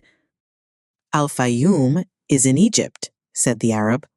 What kind of Arab are you? "That's a good luck omen," said the Englishman after the fat Arab had gone out. "If I could, I'd write a huge encyclopedia just about the words luck and coincidence. It's with those words that the universal language is written." He told the boy it was no coincidence that he had met him with Urim and Thummim in his hand, and he asked the boy if he too were in search of the alchemist. "I'm looking for a treasure," the boy said, and immediately regretted having said it. But the Englishman appeared not to attach any importance to it. "In a way, so am I," he said. "I don't even know what alchemy is," the boy was saying, when the warehouse boss called them to come outside. "I am the leader of the caravan," said a dark-eyed, bearded man. "I hold the power of life and death for every person I take with me. The desert is a capricious lady, and sometimes she drives men crazy." There were almost 200 people gathered there, and 400 animals: camels, horses, mules, and fowl. In the crowd were women, children, and a number of men with swords at their belts and rifles slung on their shoulders. The Englishman had several suitcases filled with books. There was a babble of noise, and the leader had to repeat himself several times for everyone to understand what he was saying. "There are a lot of different people here, and each has his own God. But the only God I serve is Allah, and in His name I swear that I will do everything possible once again to win out over the desert. But I want each and every one of you to swear by the God you believe in that you will follow my orders no matter what. In the desert, disobedience means death." There was a murmur from the crowd. Each was swearing quietly to his or her own God. The boy swore to Jesus Christ. The Englishman said nothing, and the murmur lasted longer than a simple vow would have. The people were also praying to heaven for protection. A long note was sounded on a bugle, and everyone mounted up. The boy and the Englishman had bought camels and climbed uncertainly onto their backs. The boy felt sorry for the Englishman's camel, loaded down as he was with the cases of books. "There's no such thing as coincidence," said the Englishman, picking up the conversation where it had been interrupted in the warehouse. "I'm here because a friend of mine heard of an Arab who—" But the caravan began to move, and it was impossible to hear what the Englishman was saying. The boy knew what he was about to describe, though. The mysterious chain that links one thing to another, the same chain that had caused him to become a shepherd, that had caused his recurring dream, that had brought him to a city near Africa to find a king and to be robbed in order to meet a crystal merchant. And the closer one gets to realizing his personal legend, the more that personal legend becomes his true reason for being, thought the boy. The caravan moved toward the east. It traveled during the morning, halted when the sun was at its strongest, and resumed late in the afternoon. The boy spoke very little to the Englishman, who spent most of his time with his books. The boy observed in silence the progress of the animals and people across the desert. Now everything was quite different from how it was that day they had set out. Then there had been confusion and shouting, the cries of children and the whinnying of animals, all mixed with the nervous orders of the guides and the merchants. But in the desert, there was only the sound of the eternal wind and of the hoofbeats of the animals. Even the guides spoke very little to one another. "I've crossed these sands many times," said one of the camel drivers one night. "But the desert is so huge and the horizon so distant that they make a person feel small and as if he should remain silent. The boy understood intuitively what he meant, even without ever having set foot in the desert before. Whenever he saw the sea or a fire, he fell silent, impressed by their elemental force. I've learned things from the sheep, and I've learned things from crystal, he thought. I can learn something from the desert, too. It seems old and wise. The wind never stopped, and the boy remembered the day he had sat at the fort in Tarifa with this same wind blowing in his face. It reminded him of the wool from his sheep who were now seeking food and water in the fields of Andalusia, as they always had. They're not my sheep anymore, he said to himself, without nostalgia. They must be used to their new shepherd, and have probably already forgotten me. That's good. Creatures like the sheep that are used to traveling know about moving on.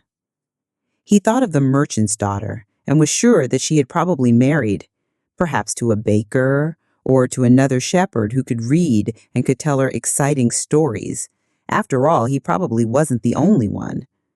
But he was excited at his intuitive understanding of the camel driver's comment. Maybe he was also learning the universal language that deals with the past and the present of all people. Hunches, his mother used to call them. The boy was beginning to understand that intuition is really a sudden immersion of the soul into the universal current of life, where the histories of all people are connected, and we are able to know everything because it's all written there. Maktub, the boy said, remembering the crystal merchant. The desert was all sand in some stretches and rocky in others. When the caravan was blocked by a boulder, it had to go around it. If there was a large rocky area, they had to make a major detour. If the sand was too fine for the animals' hooves, they sought a way where the sand was more substantial. In some places, the ground was covered with the salt of dried-up lakes. The animals balked at such places, and the camel drivers were forced to dismount and unburden their charges.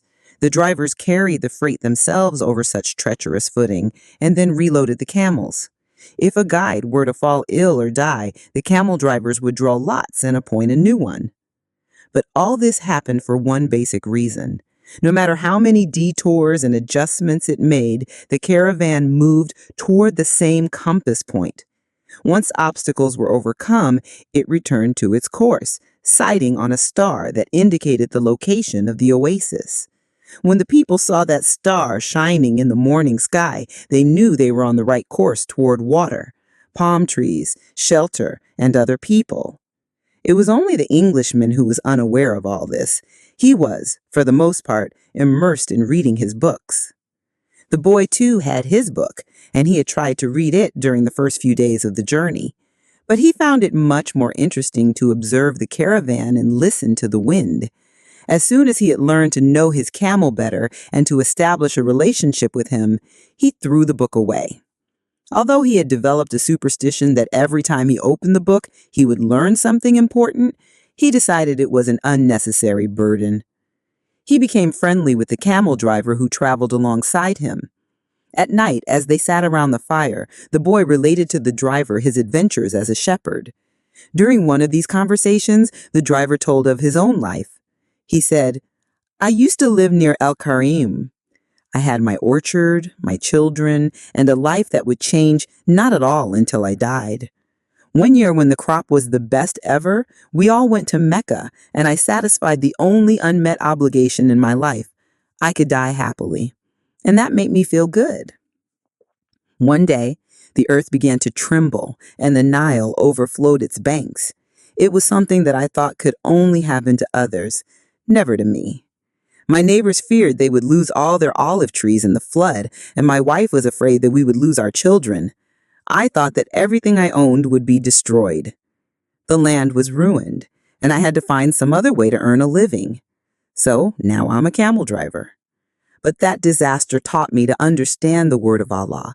People need not fear the unknown if they are capable of achieving what they need and want. We are afraid of losing what we have, whether it's our life or our possessions and property.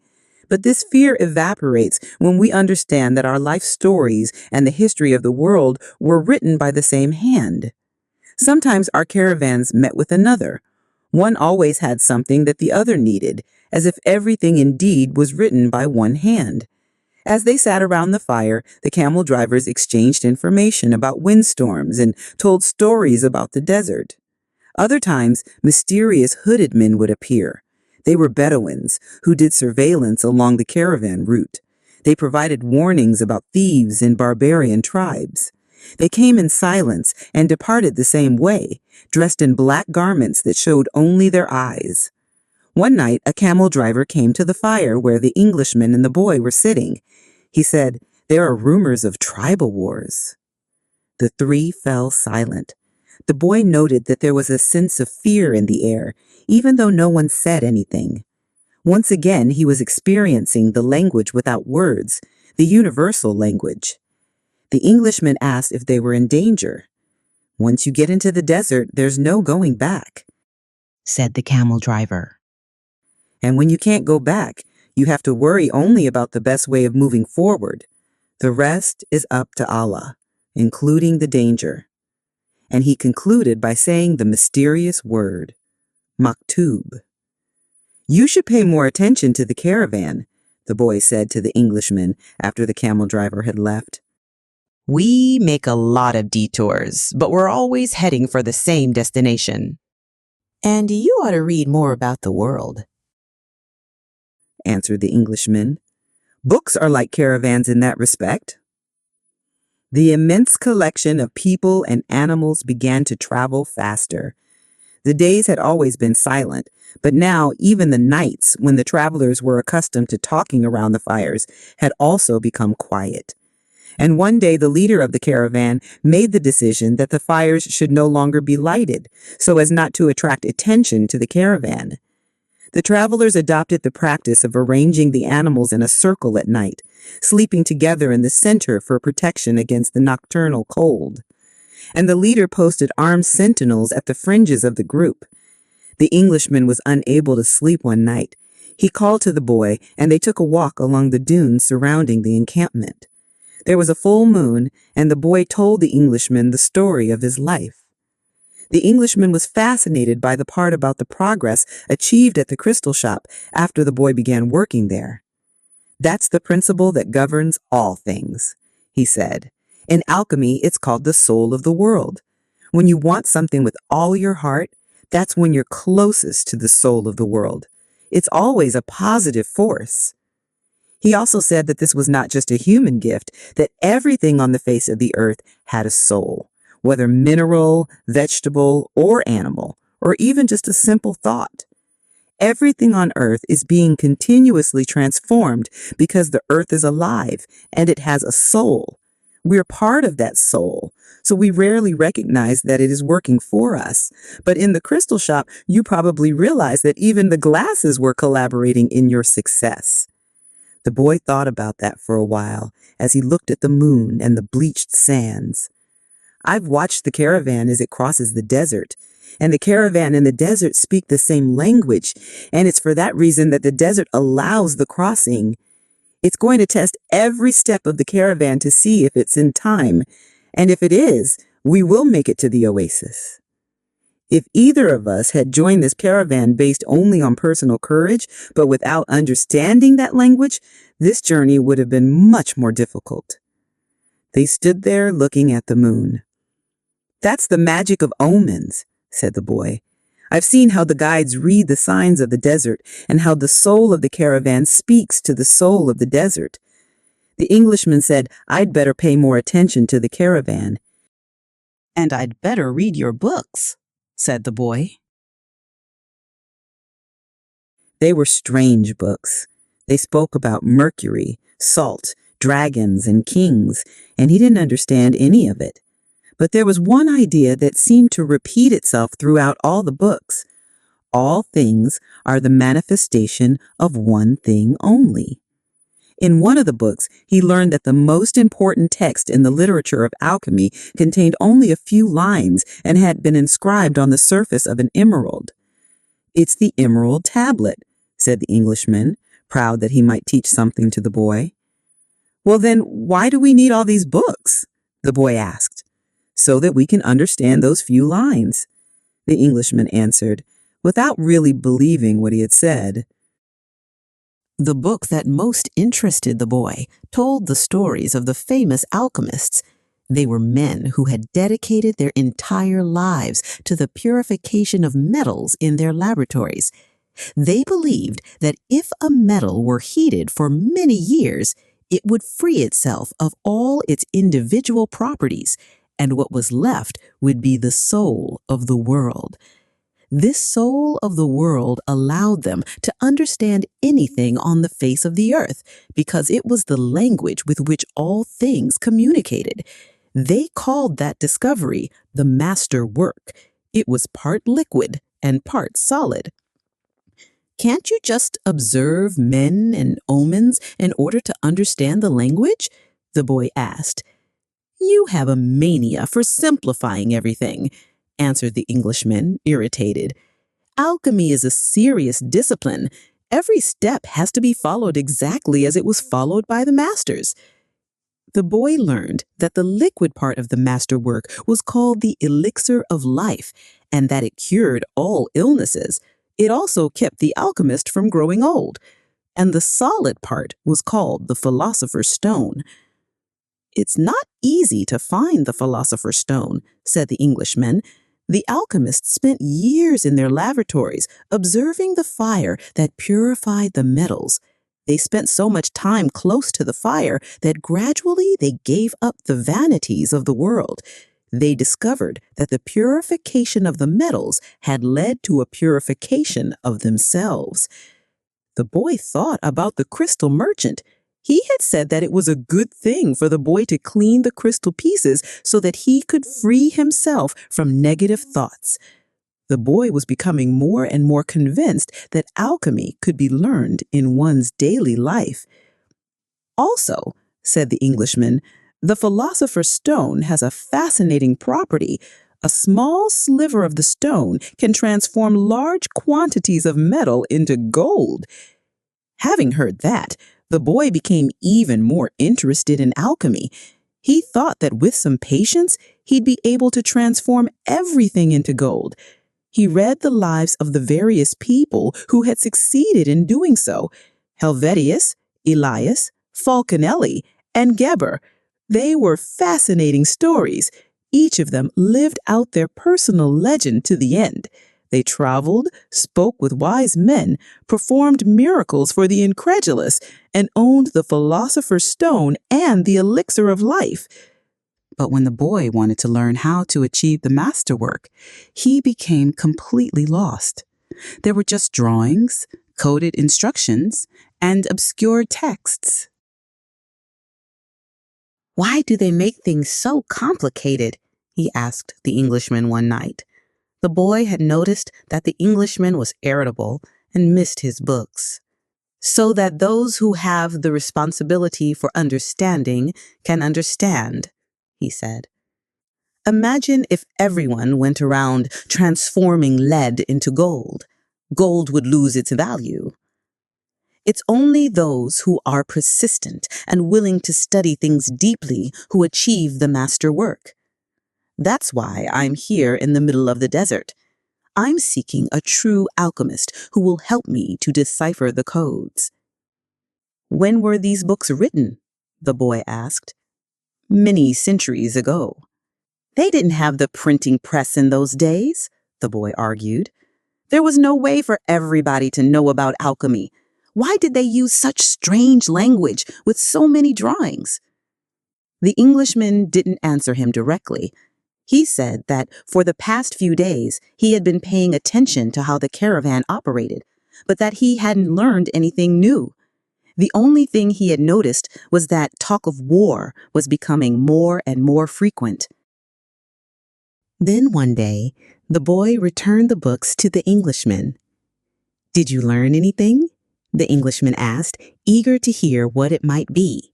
He needed someone to talk to so as to avoid thinking about the possibility of war.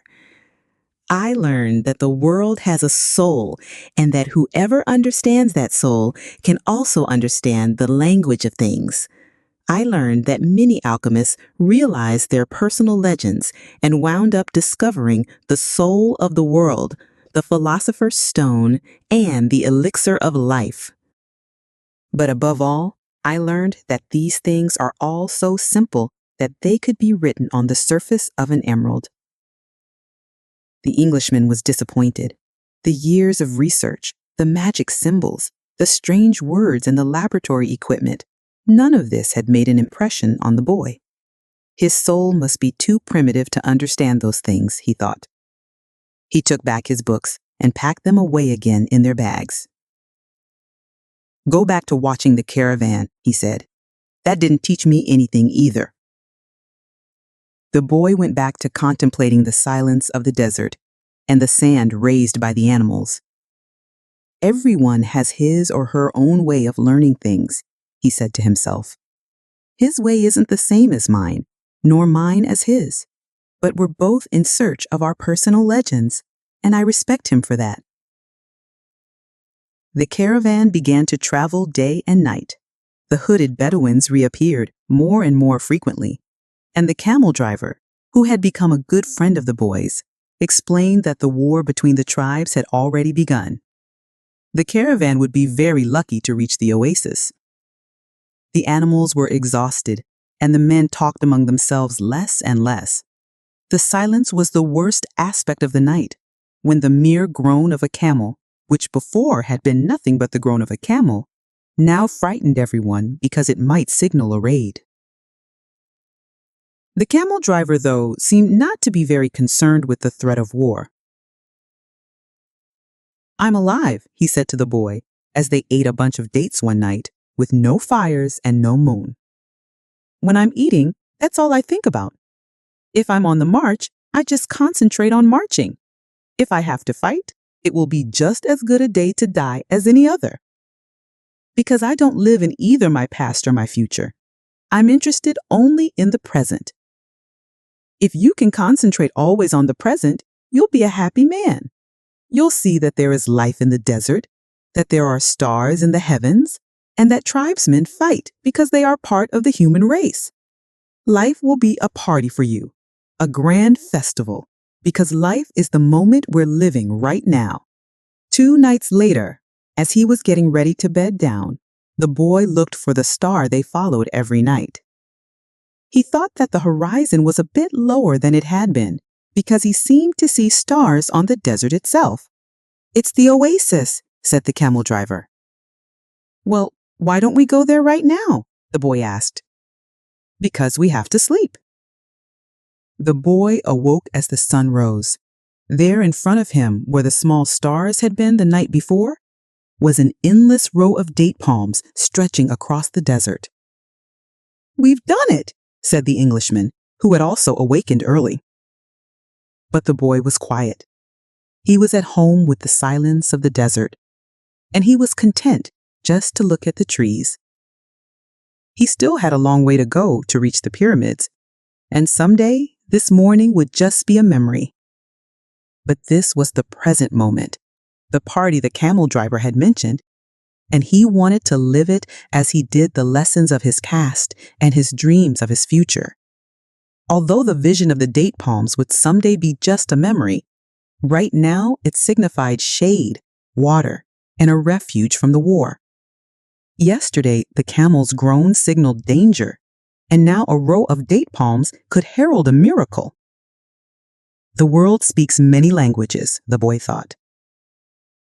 The times rush past, and so do the caravans, thought the alchemist, as he watched the hundreds of people and animals arriving at the oasis. People were shouting at the new arrivals, dust obscured the desert sun, and the children of the oasis were bursting with excitement at the arrival of the strangers.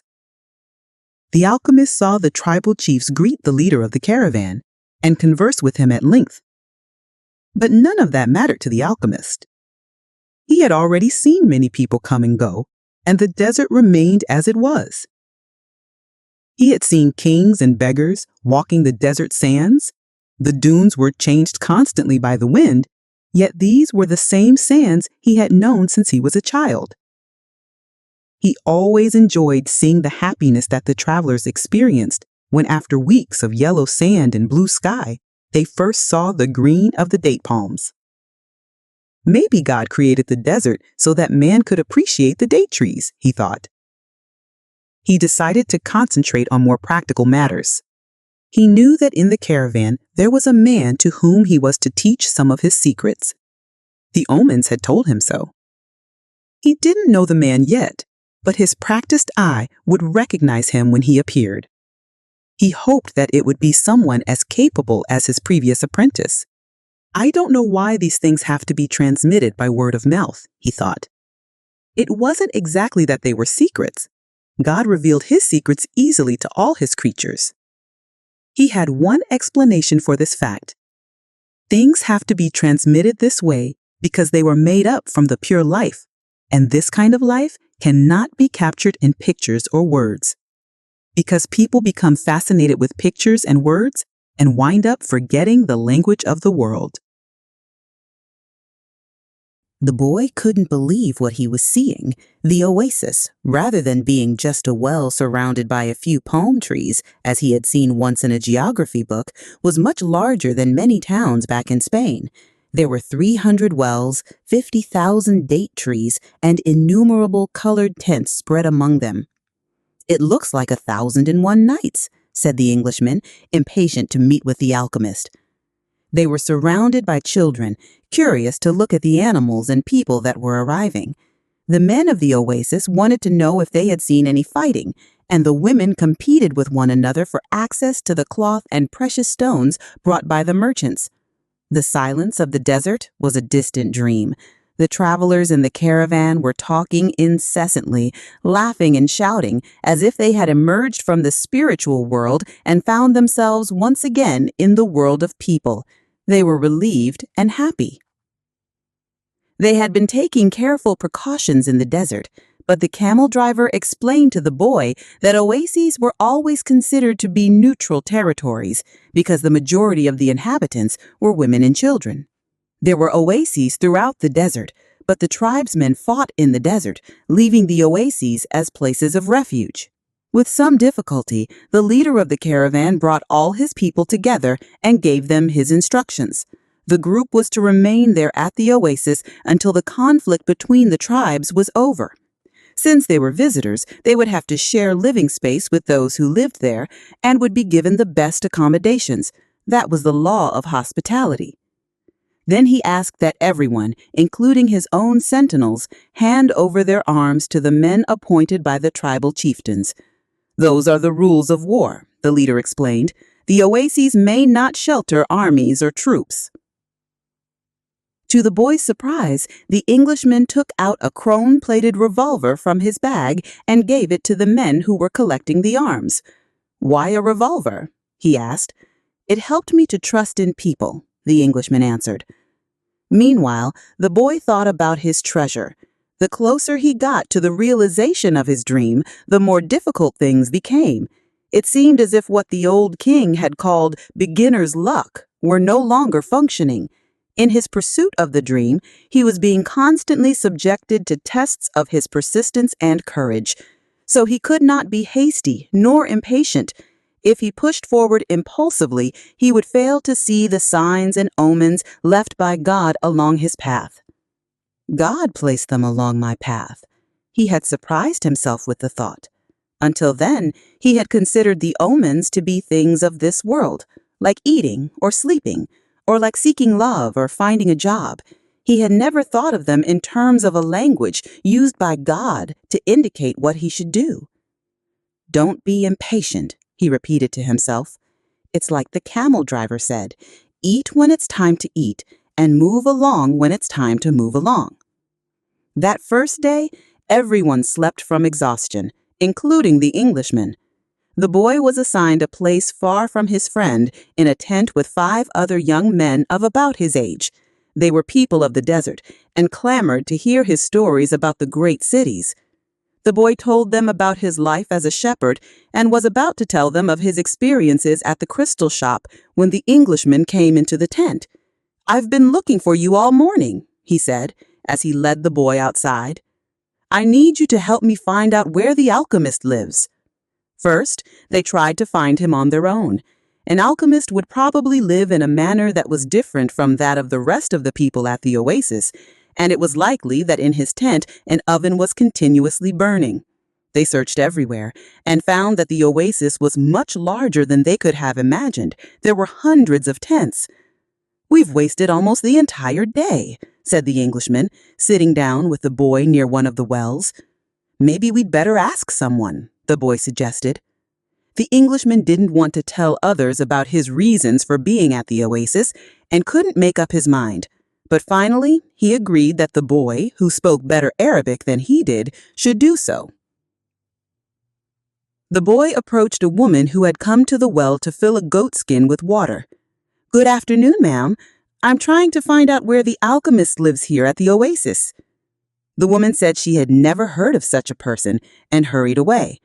But before she fled, she advised the boy that he better not try to converse with women who were dressed in black, because they were married women. He should respect tradition. The Englishman was disappointed. It seemed he had made the long journey for nothing. The boy was also saddened. His friend was in pursuit of his personal legend, and when someone was in such pursuit, the entire universe made an effort to help him succeed. That's what the old king had said. He couldn't have been wrong. "I had never heard of alchemists before," the boy said. "Maybe no one here has either." The Englishman's eyes lit up. "That's it. Maybe no one here knows what an alchemist is. Find out who it is who cures the people's illnesses." Several women dressed in black came to the well for water, but the boy would speak to none of them, despite the Englishman's insistence. Then a man approached. "Do you know someone here who cures people's illnesses?" the boy asked. "Allah cures our illnesses," the man said, clearly frightened of the strangers. He said some verses from the Caravan and moved on. Another man appeared. He was older and was carrying a small bucket. The boy repeated his question.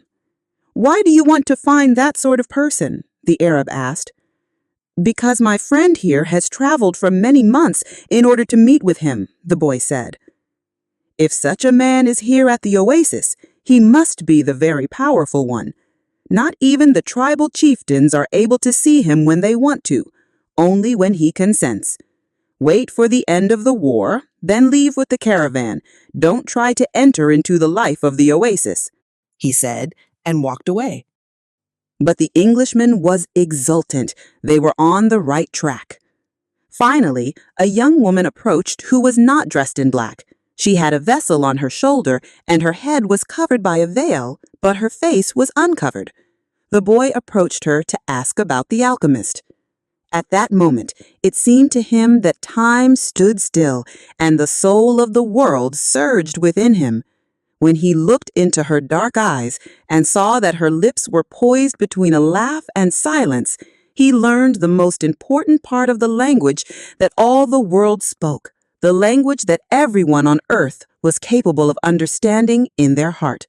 It was love, something older than humanity, more ancient than the desert, something that exerted the same force whenever two pairs of eyes met as had theirs here at the well. She smiled, and that was certainly an omen, the omen he had been awaiting for, without even knowing he was, for all his life. The omen he had sought to find with his sheep and in his books, in the crystals and in the silence of the desert. It was the pure language of the world. It required no explanation, just as the universe needs none as it travels through endless time. What the boy felt at that moment was that he was in the presence of the only woman in his life, and that with no need for words, she recognized the same thing. He was more certain of it than anything else in the world. He had been told by his parents and grandparents that he must fall in love and really know a person before becoming committed. But maybe people who felt that way had never learned the universal language, because when you know that language, it's easy to understand that someone in the world awaits you, whether it's in the middle of the desert or in some great city. And when two such people encounter each other and their eyes meet, the past and the future become important. There is only that moment and the incredible certainty that everything under the sun has been written by one hand only. It is the hand that evokes love and creates a twin soul for every person in the world. Without such love, one's dreams would have no meaning.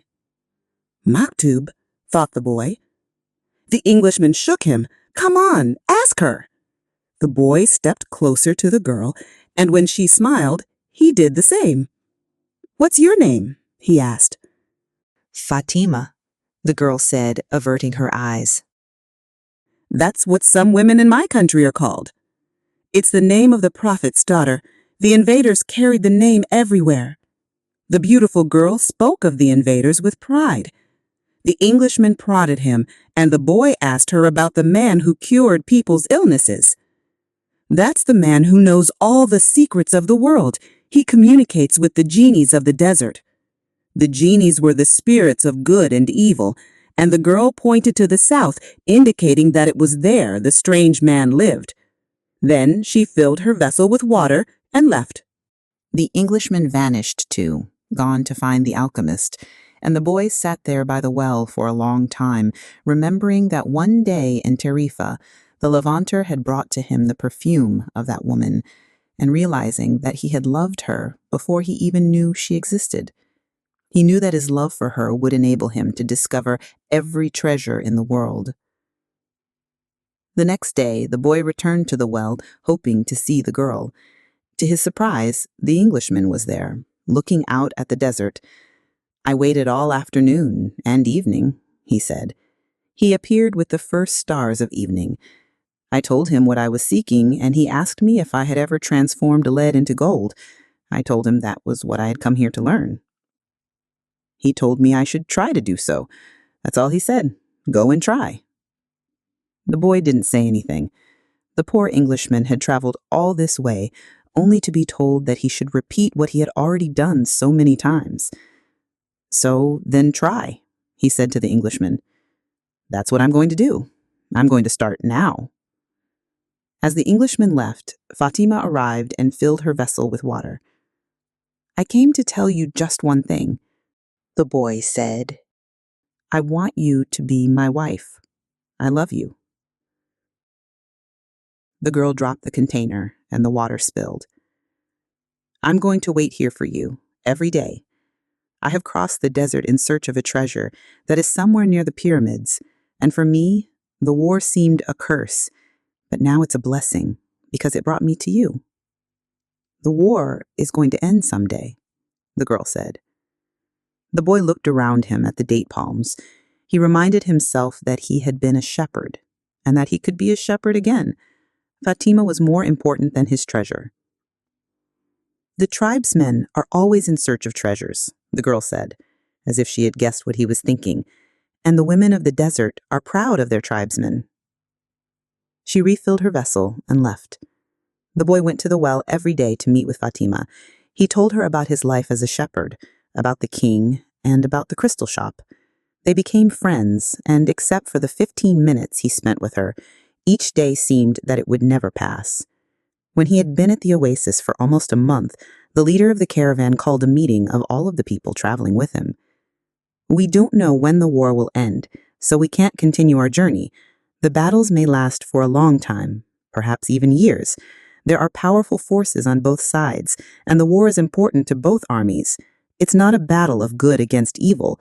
It's a war between forces that are fighting for the balance of power, and when that type of battle begins, it lasts longer than others, because Allah is on both sides. The people went back to where they were living, and the boy went to meet with Fatima that afternoon. He told her about the morning's meeting. The day after we met, you told me that you loved me.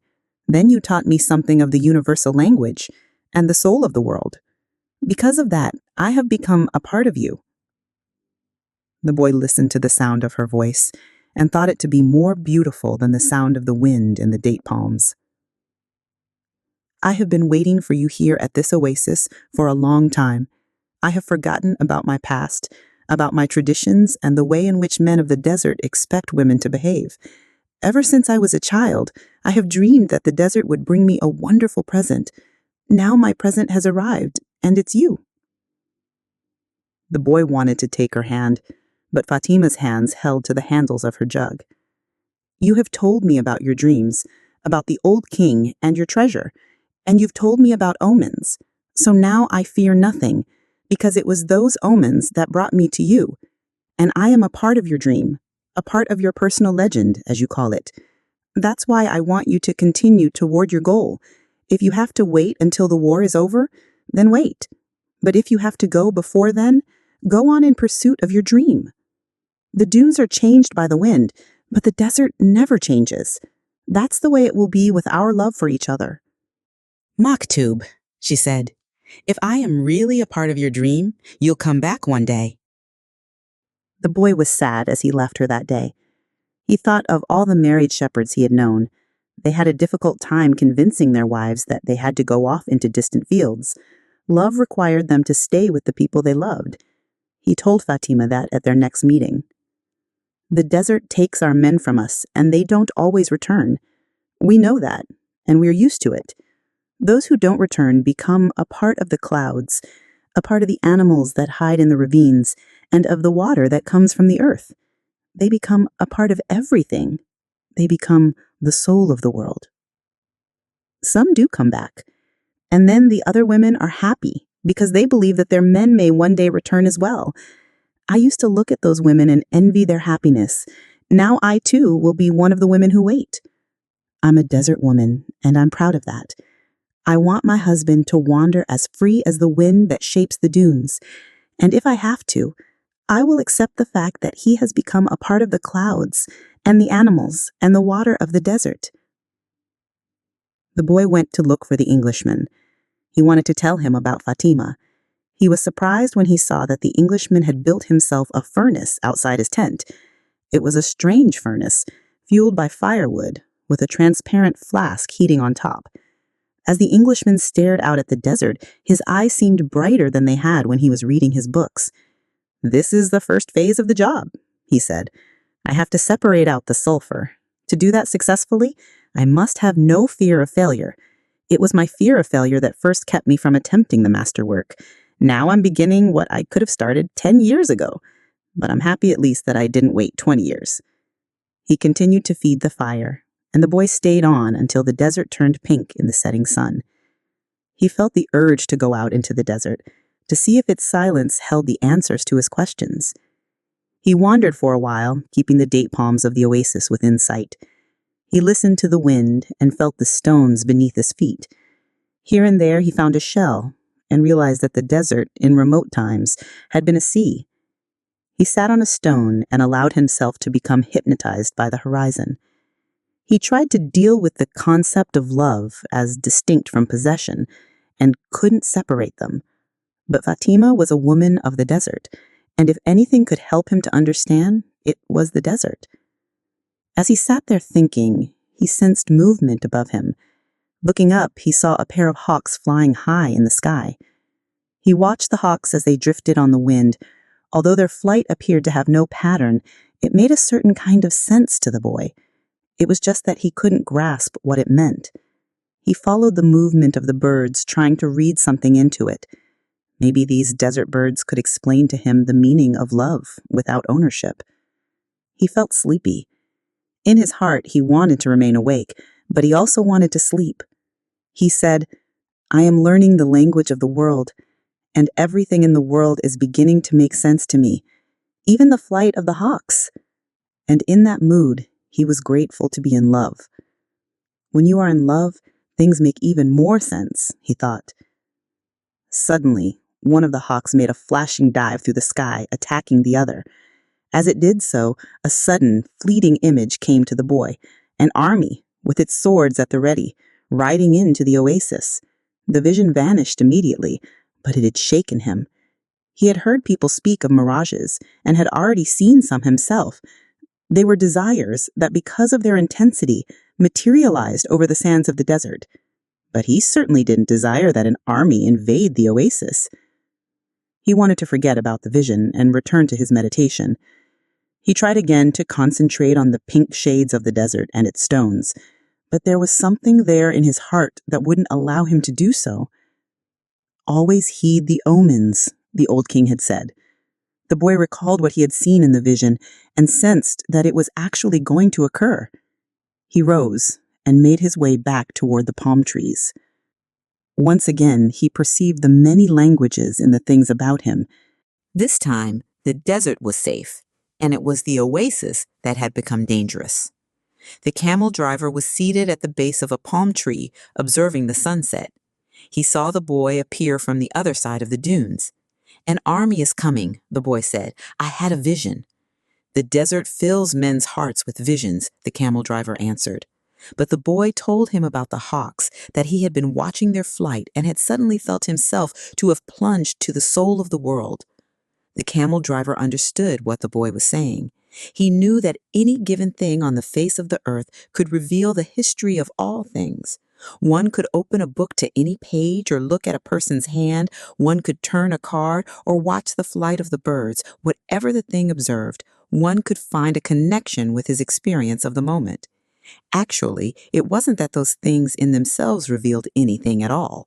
It was just that people, looking at what was occurring around them, could find a means of penetration to the soul of the world. The desert was full of men who earned their living based on the ease with which they could penetrate to the soul of the world. They were known as seers, and they were held in fear by women and the elderly.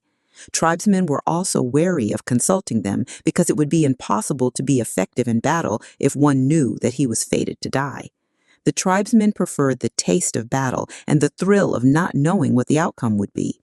The future was already written by Allah, and what he had written was always for the good of man. So the tribesmen lived only for the present because the present was full of surprises, and they had to be aware of many things.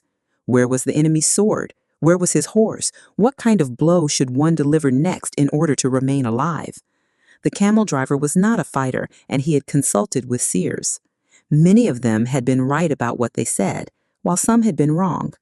Then one day, the oldest seer he had ever sought out, and the one most to be feared, had asked why the camel driver was so interested in the future. "Well, so I can do things," he had responded, "and so I can change those things that I don't want to happen." "But then they wouldn't be a part of your future," the seer had said. "Well, maybe I just want to know the future so I can prepare myself for what's coming." "If good things are coming, they will be a pleasant surprise," said the seer. "If bad things are, and you know in advance, you will suffer greatly before they even occur." "I want to know about the future because I'm a man," the camel driver had said to the seer, "and men always live their lives based on the future." The seer was a specialist in the casting of twigs. He threw them on the ground and made interpretations based on how they fell. That day, he didn't make a cast. He wrapped the twigs in a piece of cloth and put them back in his bag. He said, "I make my living forecasting the future for people. I know the science of the twigs, and I know how to use them to penetrate to the place where all is written. There, I can read the past, discover what has already been forgotten, and understand the omens that are here in the present. When people consult me, it's not that I'm reading the future, I'm guessing at the future. The future belongs to God, and it is only He who reveals it under extraordinary circumstances. How do I guess at the future? Based on the omens of the present. The secret is here in the present. If you pay attention to the present, you can improve upon it. And if you improve on the present, what comes later will also be better. Forget about the future and live each day according to the teachings, confident that God loves His children. Each day in itself brings with it an eternity." The camel driver had asked what the circumstances were under which God would allow him to see the future. Only when He Himself reveals it, and God only rarely reveals the future. When He does so, it's for only one reason. It's a future that was written so as to be altered. God had shown the boy part of the future, the camel driver thought. Why was it that He wanted the boy to serve as His instrument? "Go and speak to the tribal chieftains," said the camel driver. "Tell them about the armies that are approaching. They'll laugh at me. They are men of the desert, and the men of the desert are used to dealing with omens." "Well, then they probably already know." "They're not concerned with that right now. They believe that if they have to know about something Allah wants them to know, someone will tell them about it. It has happened many times before, but this time the person is you." The boy thought of Fatima, and he decided he would go to see the chiefs of the tribes. The boy approached the guard at the front of the huge white tent at the center of the oasis. "I want to see the chieftains. I've brought omens from the desert." Without responding, the guard entered the tent, where he remained for some time. When he emerged, it was with a young Arab dressed in white and gold. The boy told the younger man what he had seen, and the man asked him to wait there. He disappeared into the tent. Night fell, and an assortment of fighting men and merchants entered and exited the tent. One by one, the campfires were extinguished, and the oasis fell as quiet as the desert. Only the lights in the great tent remained. During all this time, the boy thought about Fatima, and he was still unable to understand his last conversation with her. Finally, after hours of waiting, the guard bade the boy enter. The boy was astonished by what he saw inside. Never could he have imagined that there in the middle of the desert there existed a tent like this one. The ground was covered with the most beautiful carpets he had ever walked upon, and from the top of the structure hung lamps of hand-wrought gold, each with a lighted candle. The tribal chieftains were seated at the back of the tent in a semicircle, resting upon richly embroidered silk cushions. Servants came and went with silver trays laden with spices and tea. Other servants maintained the fires and the hookahs. The atmosphere was suffused with the sweet scent of smoke. There were 8 chieftains, but the boy could see immediately which of them was the most important: an Arab dressed in white and gold, seated at the center of the semicircle. At his side was the young Arab the boy had spoken with earlier. "Who is the stranger who speaks of omens?" asked one of the chieftains, eyeing the boy. "It is I," answered the boy, and he told what he had seen. "Why would the desert reveal such things to a stranger when it knows that we have been here for generations?" said another of the chieftains. "Because my eyes are not yet accustomed to the desert. I can see things that eyes habituated to the desert might not see. And also because I know about the soul of the world," he thought to himself. "The oasis is neutral ground. No one attacks an oasis," said a third chieftain. "I can only tell you what I saw. If you don't want to believe me, you don't have to do anything about it." The men fell into an animated discussion. They spoke in an Arabic dialect that the boy didn't understand, but when he made to leave, the guard told him to stay. The boy became fearful. The omens told him that something was wrong. He regretted having spoken to the camel driver about what he had seen in the desert. Suddenly, the elder at the center smiled, almost imperceptibly, and the boy felt better. He hadn't participated in the discussion, and in fact hadn't said a word up to that point. But the boy was already used to the language of the world, and he could feel the vibrations of peace throughout the tent. Now his intuition was that he had been right in coming. The discussion ended. The chieftains were silent for a few moments as they listened to what the old man was saying. Then he turned to the boy. This time, his expression was cold and distant. 2,000 years ago in a distant land, a man who believed in dreams was thrown into a dungeon and then sold as a slave," the old man said. Now in the dialect the boy understood. "Our merchants bought that man and brought him to Egypt. All of us know that whoever believes in dreams also knows how to interpret them." The elder continued, "When the Pharaoh dreamed of cows that were thin and cows that were fat, this man I'm speaking of rescued Egypt from famine. His name was Joseph. He too was a stranger in a strange land, and he was probably about your age."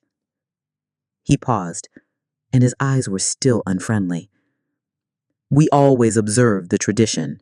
The tradition saved Egypt from famine in those days and made the Egyptians the wealthiest of peoples. The tradition teaches men how to cross the desert and how their children should marry. The tradition says that an oasis is neutral territory because both sides have oases, and so both are vulnerable." No one said a word as the old man continued. But the tradition also says that we should believe the messages of the desert. Everything we know was taught to us by the desert. The old man gave a signal and everyone stood. The meeting was over. The hookahs were extinguished and the guards stood at attention. The boy made ready to leave, but the old man spoke again. Tomorrow, we are going to break the agreement that says that no one at the Oasis may carry arms. Throughout the entire day, we will be on the lookout for our enemies. When the sun sets, the men will once again surrender their arms to me. For every 10 dead men among our enemies, you will receive a piece of gold. But arms cannot be drawn unless they also go into battle. Arms are as capricious as the desert, and if they are not used, the next time they might not function. If at least one of them hasn't been used by the end of tomorrow, one will be used on you. When the boy left the tent, the oasis was illuminated only by the light of the full moon. He was 20 minutes from his tent and began to make his way there. He was alarmed by what had happened. He had succeeded in reaching through to the soul of the world, and now the price for having done so might be his life. It was a frightening bet. But he had been making risky bets ever since the day he had sold his sheep to pursue his personal legend. And as the camel driver had said, to die tomorrow was no worse than dying on any other day. Every day was there to be lived or to mark one's departure from this world. Everything depended on one word, maktub. Walking along in the silence, he had no regrets. If he died tomorrow, it would be because God was not willing to change the future. He would at least have died after having crossed the strait, after having worked in a crystal shop, and after having known the silence of the desert and Fatima's eyes. He had lived every one of his days intensely since he had left home so long ago. If he died tomorrow, he would have already seen more than other shepherds, and he was proud of that. Suddenly, he heard a thundering sound, and he was thrown to the ground by a wind such as he had never known. The area was swirling in dust so intense that it hid the moon from view. Before him was an enormous white horse rearing over him with a frightening scream. When the blinding dust had settled a bit, the boy trembled at what he saw. Astride the animal was a horseman dressed completely in black, with a falcon perched on his left shoulder. He wore a turban, and his entire face, except for his eyes, was covered with a black kerchief. He appeared to be a messenger from the desert, but his presence was much more powerful than that of a mere messenger. The strange horseman drew an enormous curved sword from a scabbard mounted on his saddle. The steel of its blade glittered in the light of the moon. "Who dares to read the meaning of the flight of the hawks?" he demanded, so loudly that his words seemed to echo through the 50,000 palm trees of Al-Fayoum. "It is I who dared to do so," said the boy. He was reminded of the image of Santiago Matamoros, mounted on his white horse, with the infidels beneath his hooves. This man looked exactly the same, except that now the roles were reversed.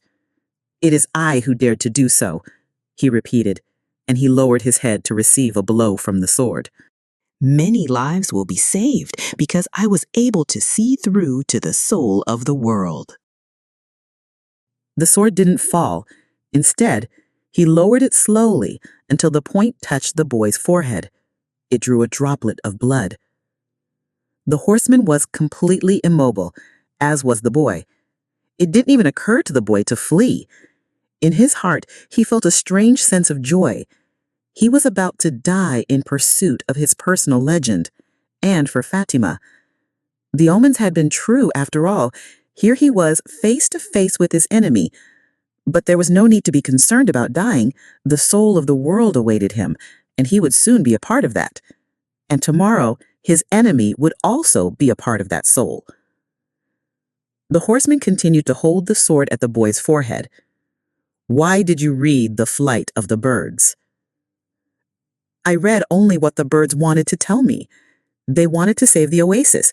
Tomorrow all of you will die because there are more men at the oasis than you have." The sword remained where it was. "Who are you to change what Allah has willed?" Allah created the armies, and He also created the hawks. Allah taught me the language of the birds. Everything has been written by the same hand, the boy said, remembering the camel driver's words. The stranger withdrew the sword from the boy's forehead, and the boy felt immensely relieved. But he still couldn't flee. "Be careful with your prognostications," said the stranger. "When something is written, there is no way to change it." "All I saw was an army," said the boy. "I didn't see the outcome of the battle." The stranger seemed satisfied with the answer, but he kept the sword in his hand. "What is a stranger doing in a strange land?" "I am following my personal legend. It's not something you would understand." The stranger placed his sword in its scabbard, and the boy relaxed. "I had to test your courage," he said. "Courage is the quality most essential to understanding the language of the world." The boy was surprised. The stranger was speaking of things that very few people knew about. "You must not let up, even after having come so far," he continued. "You must love the desert, but never trust it completely, because the desert tests all men.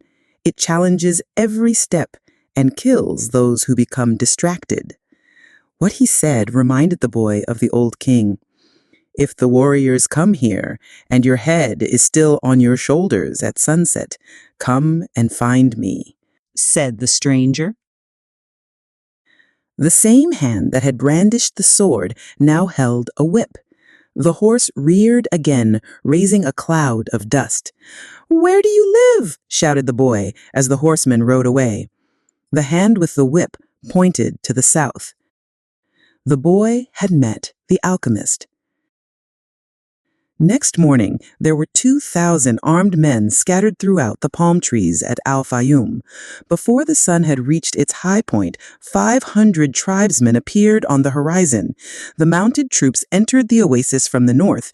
It appeared to be a peaceful expedition, but they all carried arms hidden in their robes. When they reached the white tent at the center of Al-Fayoum, they withdrew their scimitars and rifles, and they attacked an empty tent. The men of the oasis surrounded the horsemen from the desert, and within half an hour, all but one of the intruders were dead.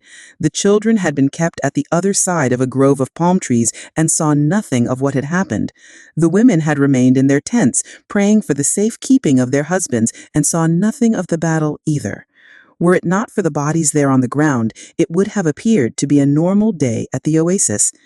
The only tribesman spared was the commander of the battalion. That afternoon he was brought before the tribal chieftains, who asked him why he had violated the tradition.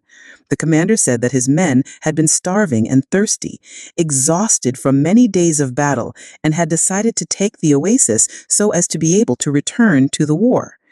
The tribal chieftain said that he felt sorry for the tribesmen, but that the tradition was sacred. He condemned the commander to death without honor.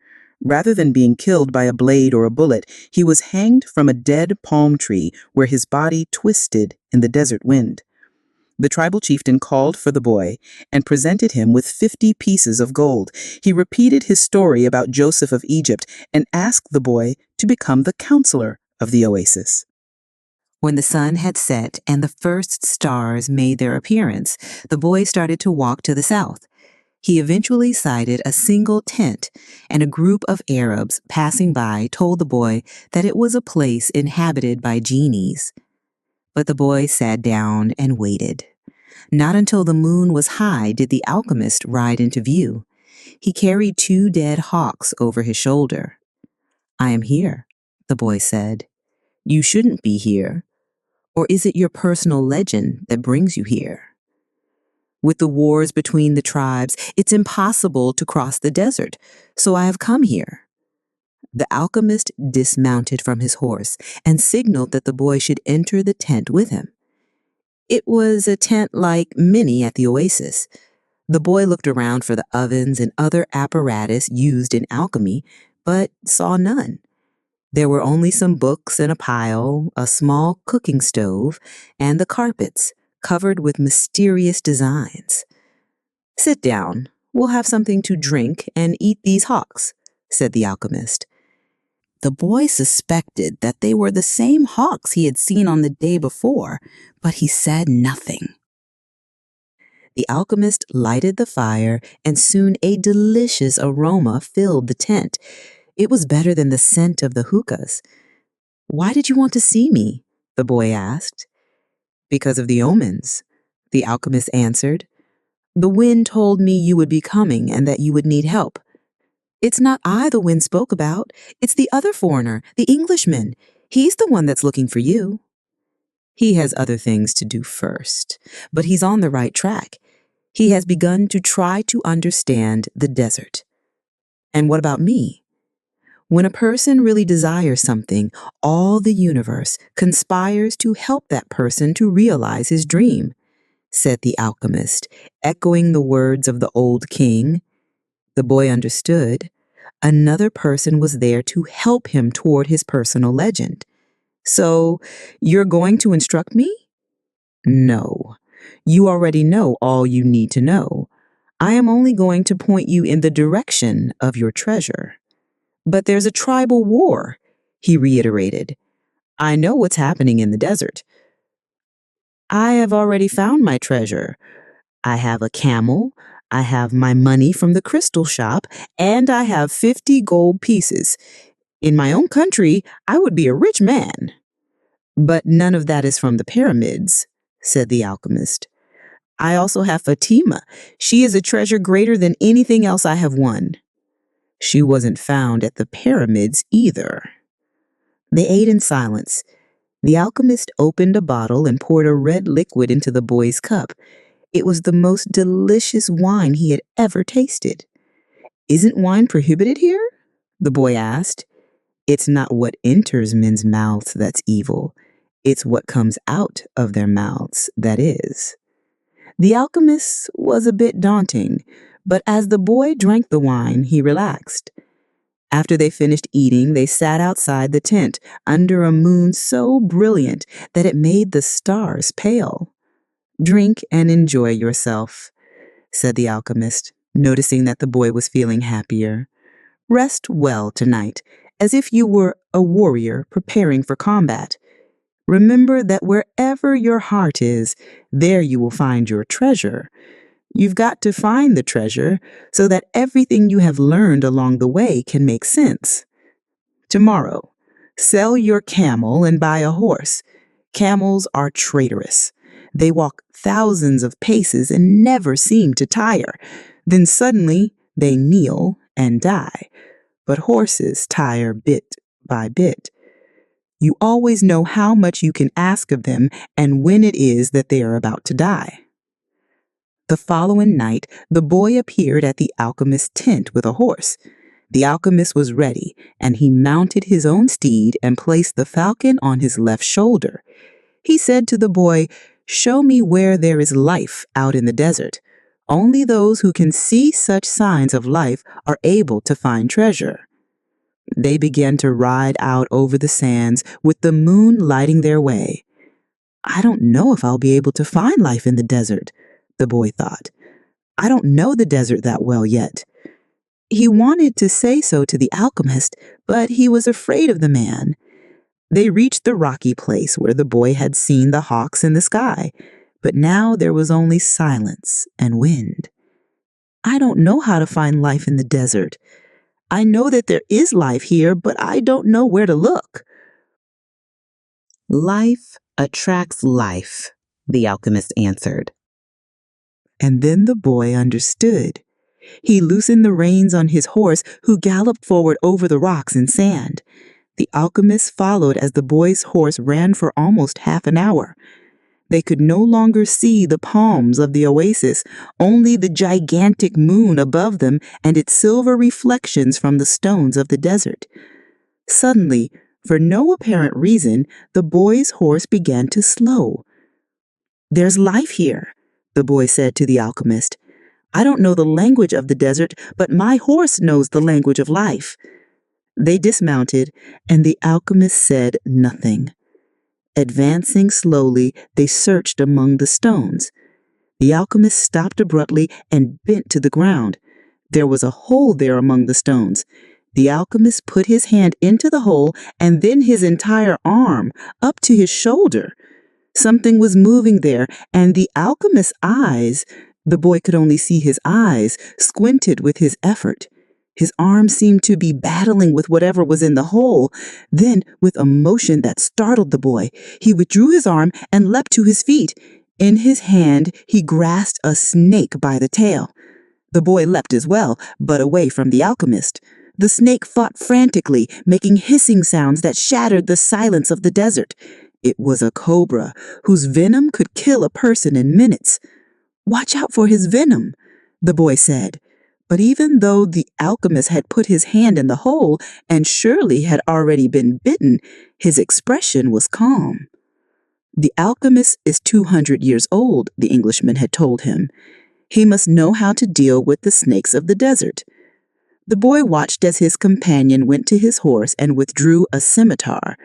With its blade, he drew a circle in the sand, and then he placed the snake within it. The serpent relaxed immediately. "Not to worry," said the alchemist. "He won't leave the circle. You found life in the desert, the omen that I needed."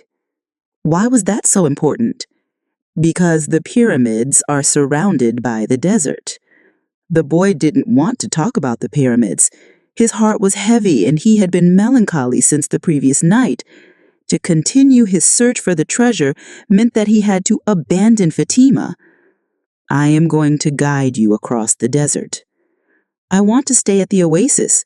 I found Fatima, and as far as I'm concerned, she's worth more than treasure." "Fatima is a woman of the desert.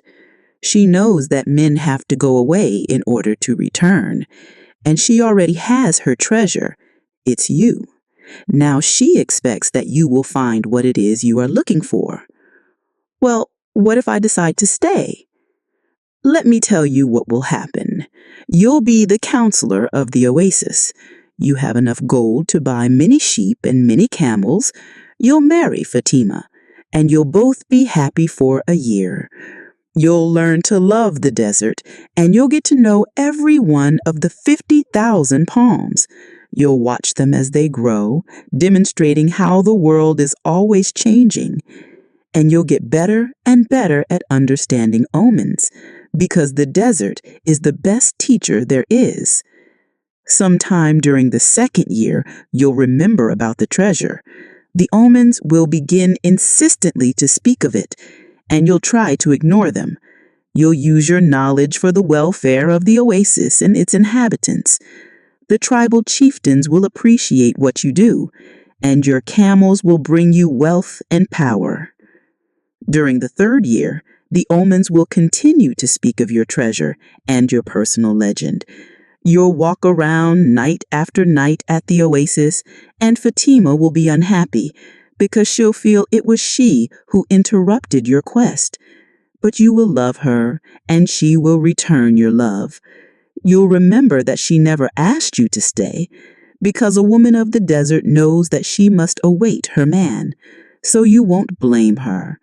But many times you'll walk the sands of the desert thinking that maybe you could have left, that you could have trusted more in your love for Fatima, because what kept you at the oasis was your own fear that you might never come back.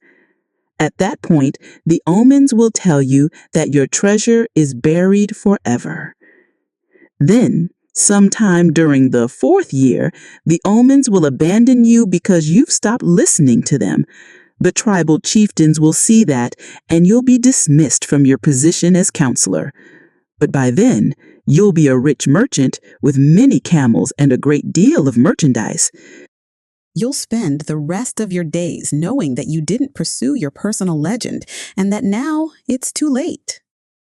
You must understand that love never keeps a man from pursuing his personal legend. If he abandons that pursuit, it's because it wasn't true love, the love that speaks the language of the world. The alchemist erased the circle in the sand, and the snake slithered away among the rocks. The boy remembered the crystal merchant who had always wanted to go to Mecca and the Englishman in search of the alchemist. He thought of the woman who had trusted in the desert, and he looked out over the desert that had brought him to the woman he loved. They mounted their horses, and this time it was the boy who followed the alchemist back to the oasis. The wind brought the sounds of the oasis to them, and the boy tried to hear Fatima's voice. But that night, as he had watched the cobra within the circle, the strange horseman with the falcon on his shoulder had spoken of love and treasure, of the women of the desert and of his personal legend. "I'm going with you," the boy said, and he immediately felt peace in his heart. "We'll leave tomorrow before sunrise," was the alchemist's only response. The boy spent a sleepless night. 2 hours before dawn, he awoke one of the boys who slept in his tent and asked him to show him where Fatima lived. They went to her tent, and the boy gave his friend enough gold to buy a sheep. Then he asked his friend to go into the tent where Fatima was sleeping and to awaken her and tell her that he was waiting outside. The young Arab did as he was asked and was given enough gold to buy yet another sheep. "Now leave us alone," said the boy to the young Arab. The Arab returned to his tent to sleep, proud to have helped the counselor of the Oasis and happy at having enough money to buy himself some sheep. Fatima appeared at the entrance of the tent. The two walked out among the palms. The boy knew that it was a violation of the tradition, but that didn't matter to him now. "I'm going away," he said, "and I want you to know that I'm coming back. I love you because—" "Don't say anything," Fatima interrupted. "One is loved because one is loved. No reason is needed for loving." But the boy continued, "I had a dream, and I met with a king. I sold crystal and crossed the desert, and because the tribes declared war, I went to the well seeking the alchemist. So I love you because the entire universe conspired to help me find you." The two embraced. It was the first time either had touched the other. "I'll be back," the boy said. "Before this, I always looked to the desert with longing," said Fatima, "but now it will be with hope.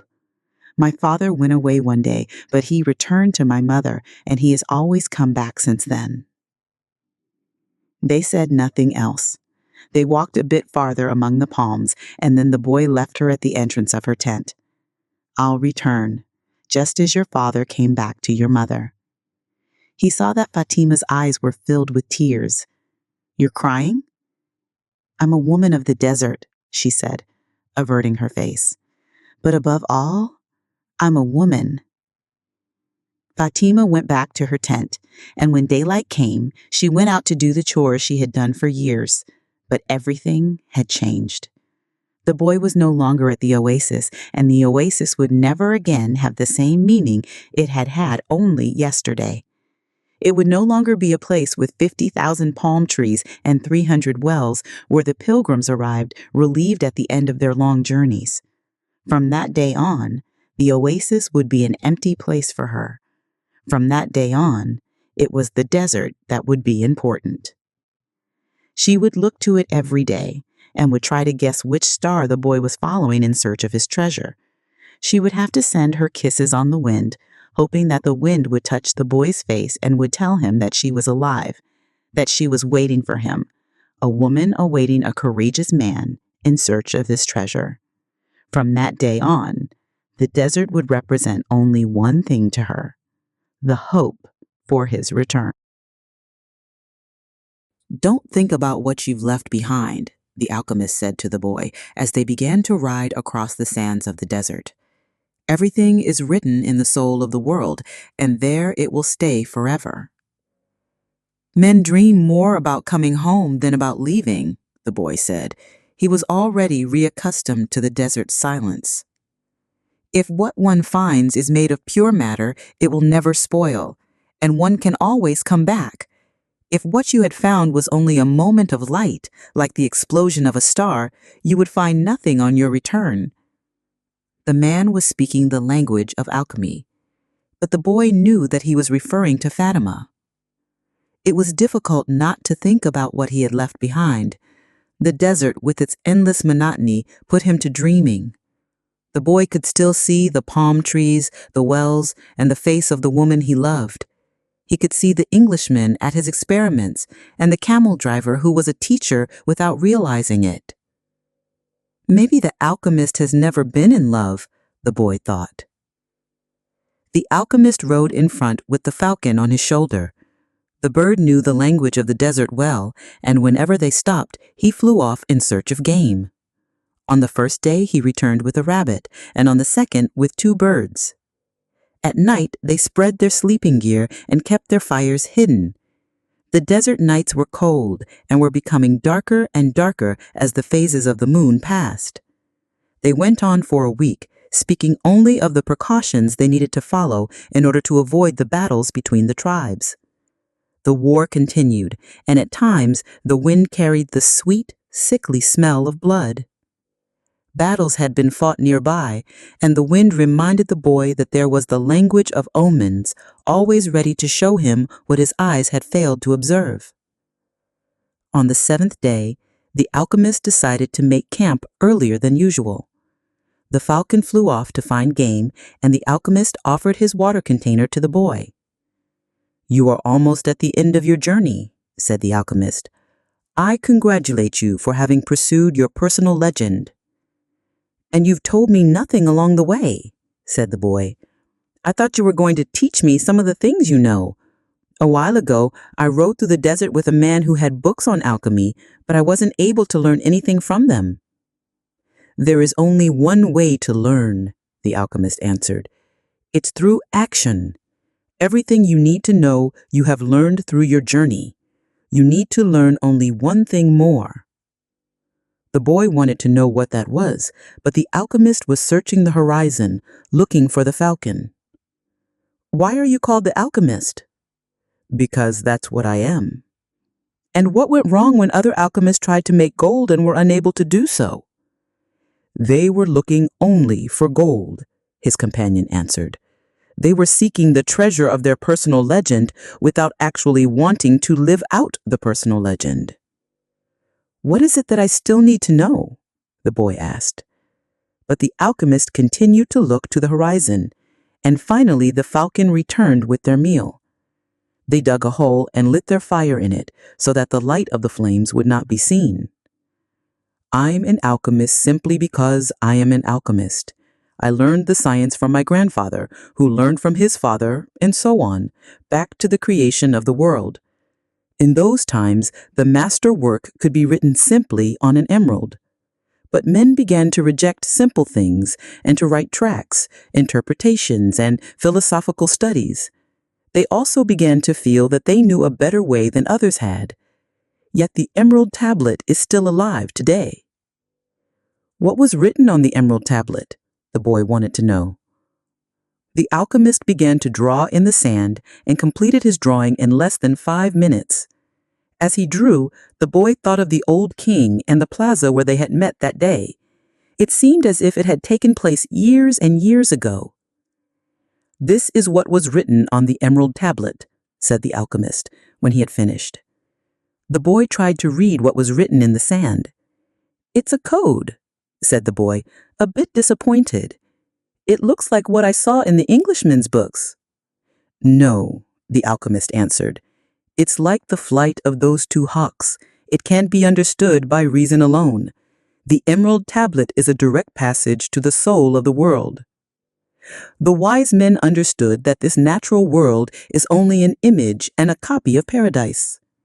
The existence of this world is simply a guarantee that there exists a world that is perfect. God created the world so that through its visible objects, men could understand his spiritual teachings and the marvels of his wisdom. That's what I mean by action. "Should I understand the emerald tablet?" the boy asked. "Perhaps if you were in a laboratory of alchemy, this would be the right time to study the best way to understand the emerald tablet. But you are in the desert, so immerse yourself in it. The desert will give you an understanding of the world.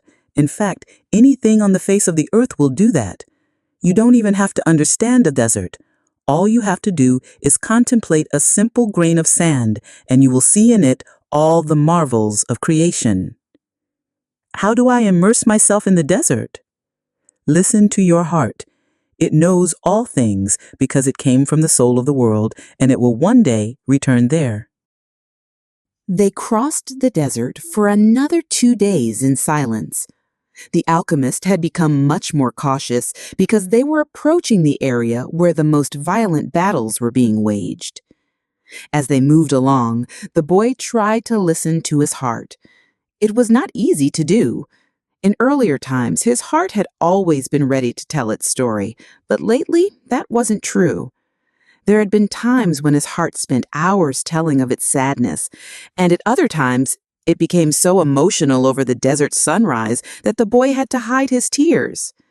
His heart beat fastest when it spoke to the boy of treasure, and more slowly when the boy stared entranced at the endless horizons of the desert. But his heart was never quiet, even when the boy and the alchemist had fallen into silence. "Why do we have to listen to our hearts?" the boy asked when they had made camp that day. "Because wherever your heart is, that is where you'll find your treasure." "But my heart is agitated," the boy said. "It has its dreams. It gets emotional and it's become passionate over a woman of the desert. It asks things of me and it keeps me from sleeping many nights when I'm thinking about her." "Well, that's good. Your heart is alive. Keep listening to what it has to say." During the next 3 days, the two travelers passed by a number of armed tribesmen and saw others on the horizon. The boy's heart began to speak of fear. It told him stories it had heard from the soul of the world, stories of men who sought to find their treasure and never succeeded. Sometimes it frightened the boy with the idea that he might not find his treasure or that he might die there in the desert. At other times, it told the boy that it was satisfied. It had found love and riches. "My heart is a traitor," the boy said to the alchemist when they had paused to rest the horses. "It doesn't want me to go on." "That makes sense," the alchemist answered. "Naturally, it's afraid that in pursuing your dream, you might lose everything you've won." "Well, then why should I listen to my heart?" "Because you will never again be able to keep it quiet.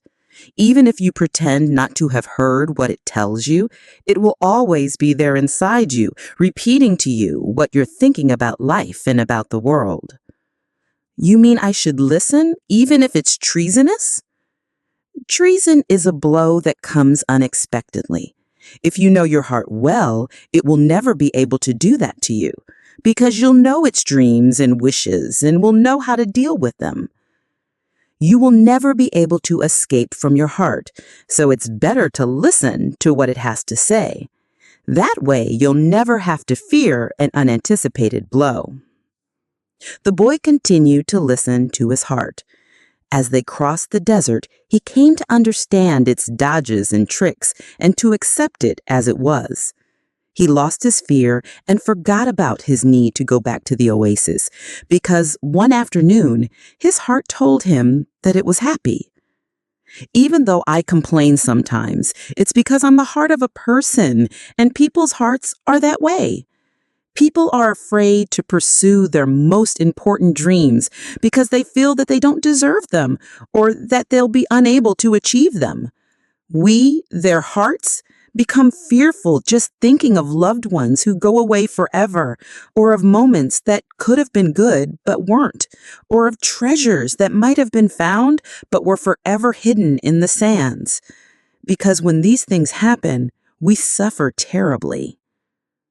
"My heart is afraid that it will have to suffer," the boy told the alchemist one night when they had looked up at the moonless sky. "Tell your heart that the fear of suffering is worse than the suffering itself, and that no heart has ever suffered when it goes in search of its dreams, because every second of the search is a second's encounter with God and with eternity." "Every second of the search is an encounter with God," the boy told his heart. When I have been truly searching for my treasure, every day has been luminous because I've known that every hour was a part of the dream that I would find it. When I've been truly searching for my treasure, I've discovered things along the way that I never would have seen had I not had the courage to try things that seemed impossible for a shepherd to achieve. So his heart was quiet for an entire afternoon. That night, the boy slept deeply, and when he awoke, his heart began to tell him things that came from the soul of the world. It said that all people who are happy have God within them, and that happiness could be found in a grain of sand from the desert, as the alchemist had said. Because a grain of sand is a moment of creation, and the universe has taken millions of years to create it. Everyone on earth has a treasure that awaits him.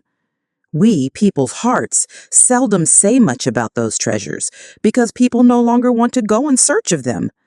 We speak of them only to children. Later, we simply let life proceed in its own direction, towards its own fate.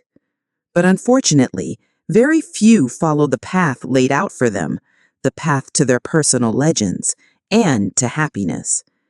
Most people see the world as a threatening place, and because they do, the world turns out, indeed, to be a threatening place. So we, their hearts, speak more and more softly. We never stop speaking out, but we begin to hope that our words won't be heard.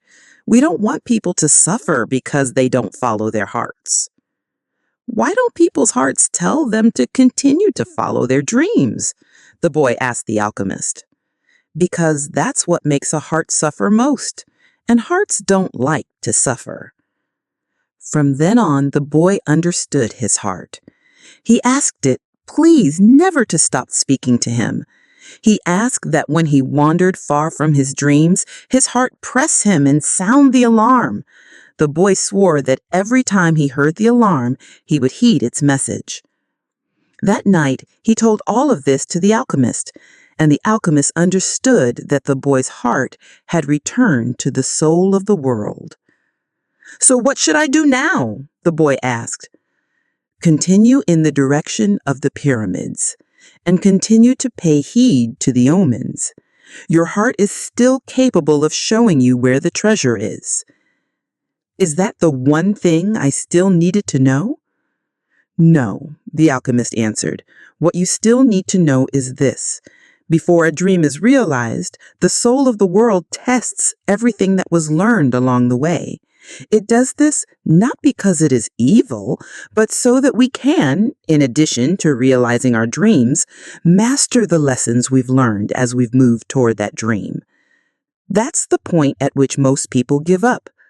It's the point at which, as we say in the language of the desert, one dies of thirst just when the palm trees have appeared on the horizon.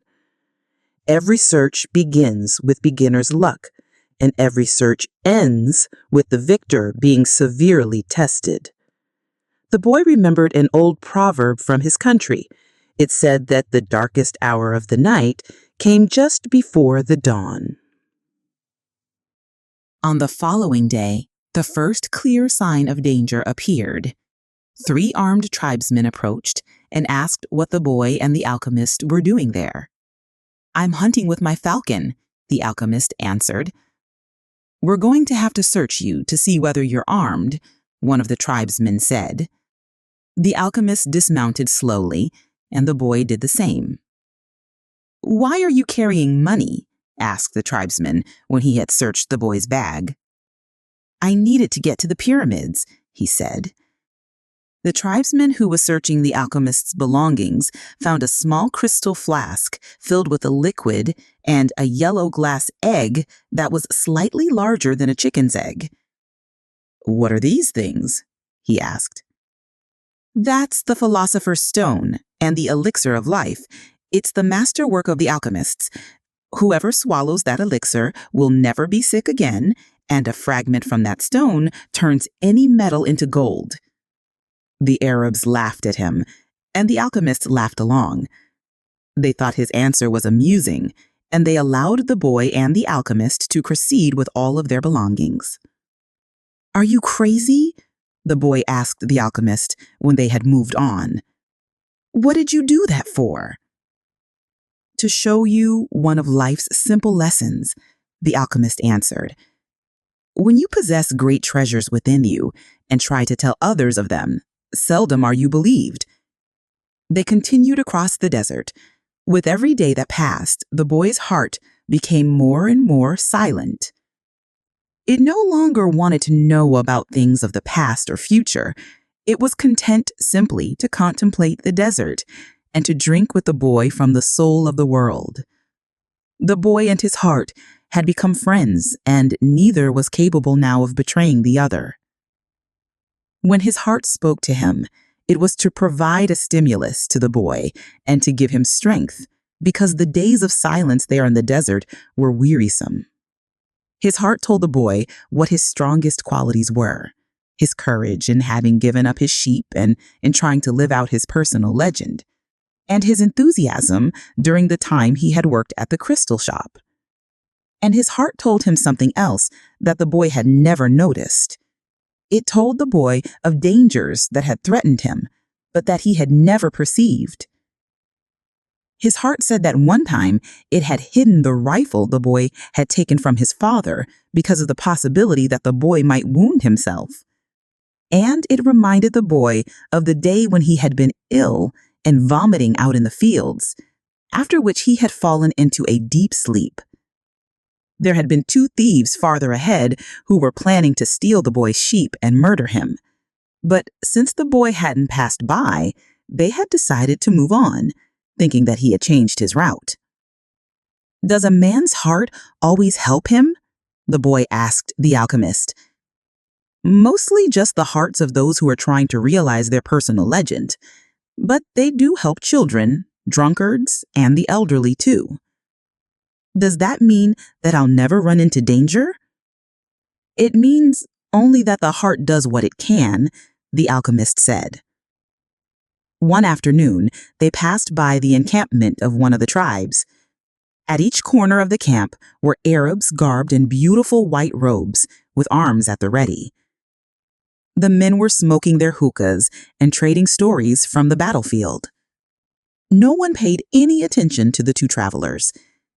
"There's no danger," the boy said, when they had moved on past the encampment. The alchemist sounded angry. "Trust in your heart, but never forget that you're in the desert. When men are at war with one another, the soul of the world can hear the screams of battle, and no one fails to suffer the consequences of everything under the sun." "All things are one," the boy thought. And then, as if the desert wanted to demonstrate that the alchemist was right, 2 horsemen appeared from behind the travelers. "You can't go any farther," one of them said. "You're in the area where the tribes are at war." "I'm not going very far," the alchemist answered, looking straight into the eyes of the horsemen. They were silent for a moment, and then agreed that the boy and the alchemist could move along. The boy watched the exchange with fascination. "You dominated those horsemen with the way you looked at them."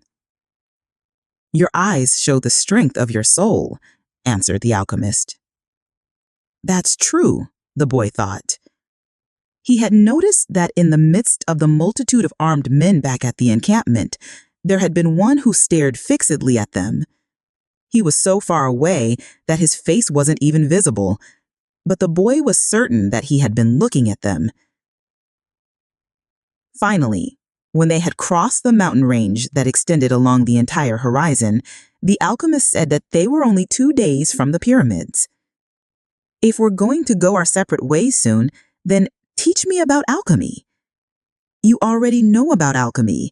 It is about penetrating to the soul of the world and discovering the treasure that has been reserved for you." "No, that's not what I mean. I'm talking about transforming lead into gold." The alchemist fell as silent as the desert and answered the boy only after they had stopped to eat. "Everything in the universe evolved," he said. "And for wise men, gold is the metal that evolved the furthest. Don't ask me why. I don't know why. I just know that the tradition is always right. Men have never understood the words of the wise, so gold, instead of being seen as a symbol of evolution, became the basis for conflict. There are many languages spoken by things. There was a time when, for me, a camel's whinnying was nothing more than whinnying. Then it became a signal of danger, and finally, it became just a whinnying again. But then he stopped. The alchemist probably already knew all that. I have known true alchemists. They locked themselves in their laboratories and tried to evolve, as gold had. And they found the Philosopher's Stone because they understood that when something evolves, everything around that thing evolves as well. Others stumbled upon the stone by accident. They already had the gift, and their souls were readier for such things than the souls of others. But they don't count. They're quite rare. And then there were the others who were only interested in gold. They never found the secret. They forgot that lead, copper, and iron have their own personal legends to fulfill. And anyone who interferes with the personal legend of another thing will never discover his own. The alchemist's words echoed out like a curse. He reached over and picked up a shell from the ground. This desert once was a sea. I noticed that, the boy answered. The alchemist told the boy to place the shell over his ear. He had done that many times when he was a child and had heard the sound of the sea. The sea has lived on in this shell because that's its personal legend, and it will never cease doing so until the desert is once again covered by water. They mounted their horses and rode out in the direction of the pyramids of Egypt.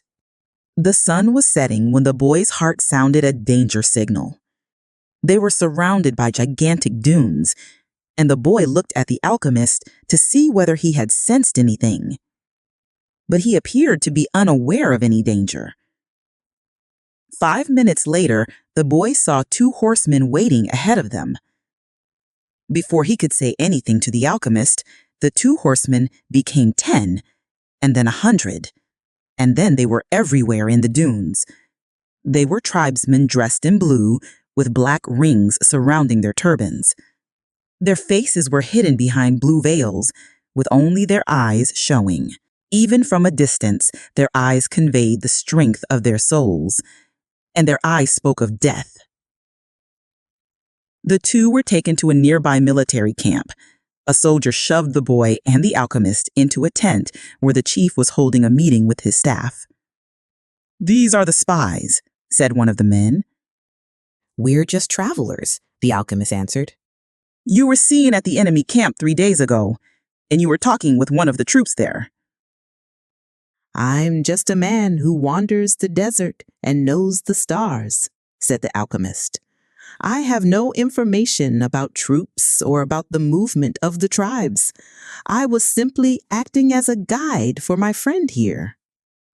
"Who is your friend?" the chief asked.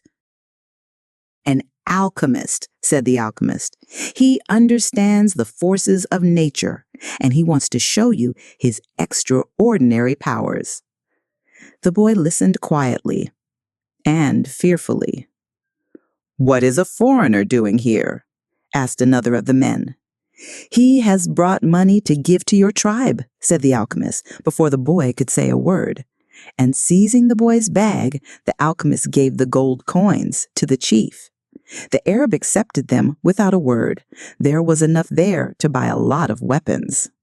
"What is an alchemist?" he asked finally. "It's a man who understands nature and the world.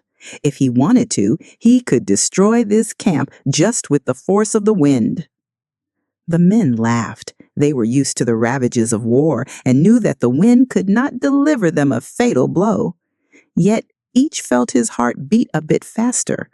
They were men of the desert, and they were fearful of sorcerers. "I want to see him do it," said the chief. "He needs 3 days," answered the alchemist. "He is going to transform himself into the wind just to demonstrate his powers. If he can't do so, we humbly offer you our lives for the honor of your tribe."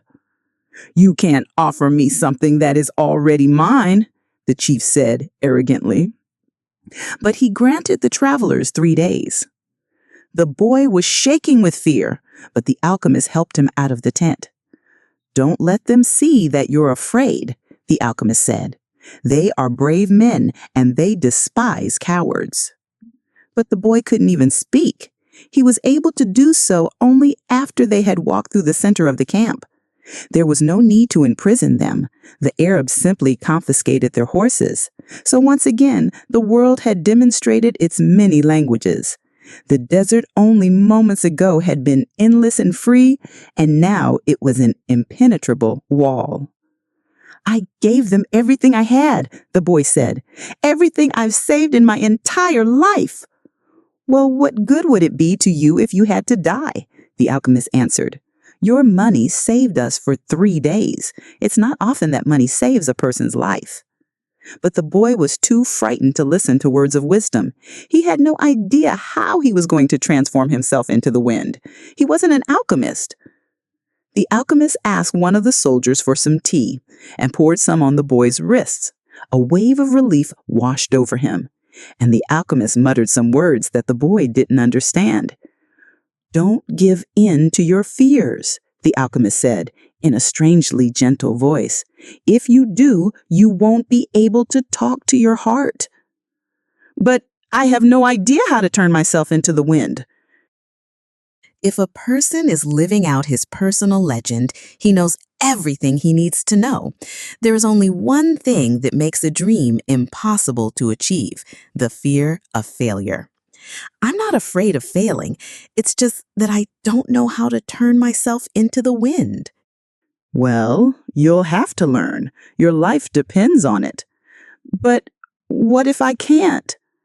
"Then you'll die in the midst of trying to realize your personal legend. That's a lot better than dying like millions of other people who never even knew what their personal legend was." "But don't worry," the alchemist continued. "Usually the threat of death makes people a lot more aware of their lives." The first day passed. There was a major battle nearby, and a number of wounded were brought back to the camp. The dead soldiers were replaced by others, and life went on. Death doesn't change anything, the boy thought. "You could have died later on," a soldier said to the body of one of his companions. "You could have died after peace had been declared. But in any case, you were going to die." At the end of the day, the boy went looking for the alchemist, who had taken his falcon out into the desert. "I still have no idea how to turn myself into the wind," the boy repeated. "Remember what I told you. The world is only the visible aspect of God, and that what alchemy does is bring spiritual perfection into contact with the material plane." "What are you doing?" "Feeding my falcon." "If I'm not able to turn myself into the wind, we're going to die. Why feed your falcon?" "You're the one who may die," the alchemist said. "I already know how to turn myself into the wind." On the second day, the boy climbed to the top of a cliff near the camp. The sentinels allowed him to go. They had already heard about the sorcerer who could turn himself into the wind, and they didn't want to go near him. In any case, the desert was impassable. He spent the entire afternoon of the second day looking out over the desert and listening to his heart. The boy knew the desert sensed his fear. They both spoke the same language. On the third day, the chief met with his officers. He called the alchemist to the meeting and said, "Let's go see the boy who turns himself into the wind." "Let's," the alchemist answered. The boy took them to the cliff where he had been on the previous day. He told them all to be seated. "It's going to take a while," the boy said. "We're in no hurry," the chief answered. "We are men of the desert." The boy looked out at the horizon. There were mountains in the distance, and there were dunes, rocks, and plants that insisted on living where survival seemed impossible. There was the desert that he had wandered for so many months. Despite all that time, he knew only a small part of it. Within that small part, he had found an Englishman, caravans, tribal wars, and an oasis with 50,000 palm trees and 300 wells. "What do you want here today?" the desert asked him. "Didn't you spend enough time looking at me yesterday?" "Somewhere you are holding the person I love. So when I look out over your sands, I am also looking at her. I want to return to her, and I need your help so that I can turn myself into the wind."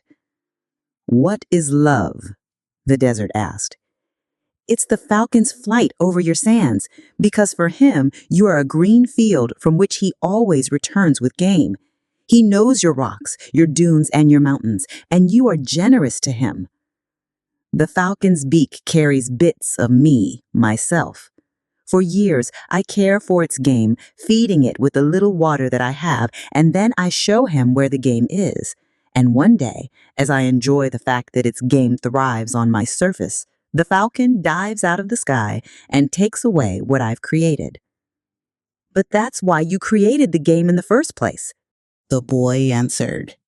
"To nourish the falcon, and the falcon then nourishes man, and eventually man will nourish your sands, where the game will once again flourish. That's how the world goes." So is that what love is?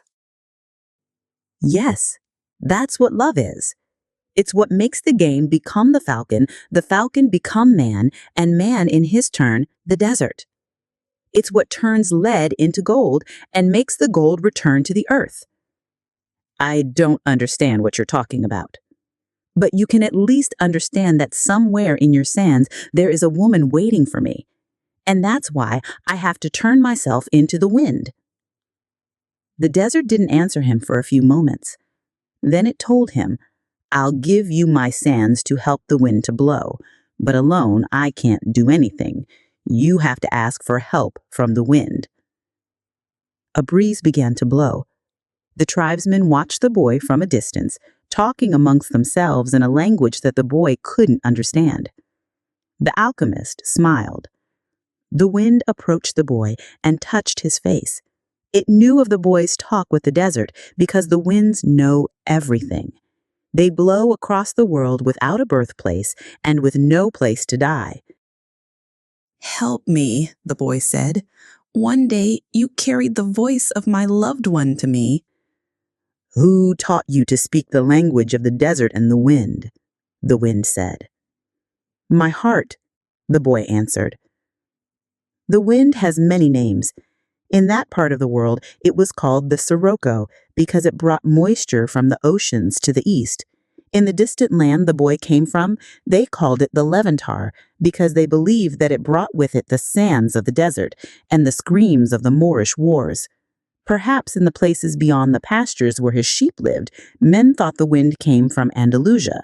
But actually, the wind came from no place at all, nor did it go to any place. That's why it was stronger than the desert. Someone might one day plant trees in the desert and even raise sheep there, but never would they harness the wind. "You can't be the wind," the wind said. "We are two very different things." "That's not true," the boy said. "I learned the alchemist's secrets in my travels.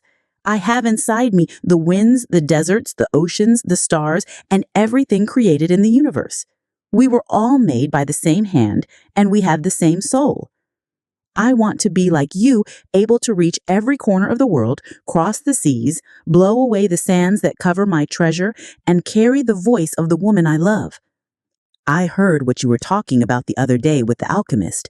He said that everything has its own personal legend, but people can't turn themselves into the wind.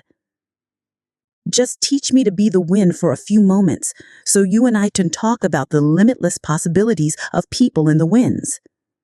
The wind's curiosity was aroused, something that had never happened before. It wanted to talk about those things, but it didn't know how to turn a man into the wind. And look how many things the wind already knew how to do. It created deserts, sank ships, felled entire forests, and blew through cities filled with music and strange noises. It felt that it had no limits, and yet here was a boy saying that there were other things the wind should be able to do. "This is what we call love," the boy said, seeing that the wind was close to granting what he requested. When you are loved, you can do anything in creation. When you are loved, there's no need at all to understand what's happening because everything happens within you, and even men can turn themselves into the wind, as long as the wind helps, of course. The wind was a proud being, and it was becoming irritated with what the boy was saying. It commenced to blow harder, raising the desert sands, but finally it had to recognize that even making its way around the world, it didn't know how to turn a man into the wind, and it knew nothing about love. In my travels around the world, I've often seen people speaking of love and looking toward the heavens. Maybe it's better to ask heaven. So then help me do that, the boy said. Fill this place with a sandstorm so strong that it blots out the sun, so I can look to heaven without blinding myself. So the wind blew with all its strength, and the sky was filled with sand. The sun was turned into a golden disk. In the camp, it was difficult to see anything. The men of the desert were already familiar with that wind. They called it the samum, and it was worse than a storm at sea. Their horses cried out, and all their weapons were filled with sand. On the heights, one of the commanders turned to the chief and said, "Maybe we had better end this." They could barely see the boy. Their faces were covered with the blue cloths, and their eyes showed fear. "Let's stop this," another commander said. "I want to see the greatness of Allah," the chief said with respect. "I want to see how a man turns himself into the wind." But he made a mental note of the names of the two men who had expressed their fear. As soon as the wind stopped, he was going to remove them from their commands, because true men of the desert are not afraid. "The wind told me that you know about love," the boy said to the sun. "If you know about love, you must also know about the soul of the world, because it's made of love." "From where I am," the sun said, "I can see the soul of the world. It communicates with my soul, and together we cause the plants to grow and the sheep to seek out shade. From where I am, and I'm a long way from the earth, I learned how to love. I know that if I came even a little bit closer to the earth, everything there would die, and the soul of the world would no longer exist. So, we contemplate each other, and we want each other, and I give it life and warmth, and it gives me my reason for living." "So you know about love," the boy said. "And I know the soul of the world, because we have talked at great length to each other during this endless trip through the universe. It tells me that its greatest problem is that up until now, only the minerals and vegetables understand that all things are one, that there's no need for iron to be the same as copper, or copper the same as gold. Each performs its own exact function as a unique being, and everything would be a symphony of peace if the hand that wrote all this had stopped on the 5th day of creation. But there was a 6th day," the sun went on. "You are wise because you observe everything from a distance," the boy said. "But you don't know about love. If there had not been a 6th day, man would not exist. Copper would always be just copper, and lead just lead. It's true that everything has its personal legend, but one day that personal legend will be realized. So each thing has to transform itself into something better and to acquire a new personal legend until someday the soul of the world becomes one thing only." The sun thought about that and decided to shine more brightly. The wind, which was enjoying the conversation, started to blow with greater force so that the sun would not blind the boy. "This is why alchemy exists," the boy said, "so that everyone will search for his treasure, find it, and then want to be better than he was in his former life. Lead will play its role until the world has no further need for lead, and then lead will have to turn itself into gold. That's what alchemists do. They show that when we strive to become better than we are, everything around us becomes better too. Well, why did you say that I don't know about love? The son asked the boy. Because it's not love to be static like the desert, nor is it love to roam the world like the wind. And it's not love to see everything from a distance like you do. Love is the force that transforms and improves the soul of the world. When I first reached through to it, I thought the soul of the world was perfect. But later I could see that it was like other aspects of creation and had its own passions and wars. It is we who nourish the soul of the world, and the world we live in will be either better or worse, depending on whether we become better or worse. And that's where the power of love comes in. Because when we love, we always strive to become better than we are. So what do you want of me? The son asked the boy. I want you to help me turn myself into the wind. The boy answered. Nature knows me as the wisest being in creation, the son said. But I don't know how to turn you into the wind. Then whom should I ask? The son thought for a minute. The wind was listening closely and wanted to tell every corner of the world that the son's wisdom had its limitations, that it was unable to deal with this boy who spoke the language of the world. Speak to the hand that wrote all, said the son. The wind screamed with delight and blew harder than ever. The tents were being blown from their ties to the earth, and the animals were being freed from their tethers. On the cliff, the men clutched at each other as they sought to keep from being blown away. The boy turned to the hand that wrote all. As he did so, he sensed that the universe had fallen silent, and he decided not to speak. A current of love rushed from his heart, and the boy began to pray. It was a prayer that he had never said before, because it was a prayer without words or pleas. His prayer didn't give thanks for his sheep having found new pastures. It didn't ask that the boy be able to sell more crystal, and it didn't beseech that the woman he had met continue to await his return. In the silence, the boy understood that the desert, the wind, and the sun were also trying to understand the signs written by the hand, and were seeking to follow their paths and to understand what had been written on a single emerald. He saw that omens were scattered throughout the earth and in space, and that there was no reason or significance attached to their appearance. He could see that not the deserts, nor the wind, nor the sun, nor people knew why they had been created, but that the hand had a reason for all of this, and that only the hand could perform miracles or transform the sea into a desert or a man into the wind, because only the hand understood that it was a larger design that had moved the universe to the point at which 6 days of creation had evolved into a master work.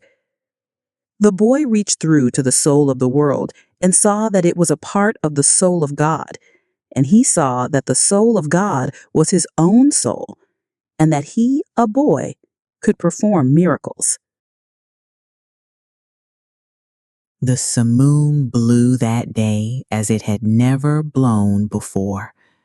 For generations thereafter, the Arabs recounted the legend of a boy who had turned himself into the wind, almost destroying a military camp in defiance of the most powerful chief in the desert. When the simoom ceased to blow, everyone looked to the place where the boy had been, but he was no longer there. He was standing next to a sand-covered sentinel on the far side of the camp. The men were terrified at his sorcery, but there were 2 people who were smiling. The alchemist, because he had found his perfect disciple, and the chief, because that disciple had understood the glory of God. The following day, the general bade the boy and the alchemist farewell and provided them with an escort party to accompany them as far as they chose. They rode for the entire day. Toward the end of the afternoon, they came upon a Coptic monastery. The alchemist dismounted and told the escorts they could return to the camp. "From here on, you will be alone," the alchemist said.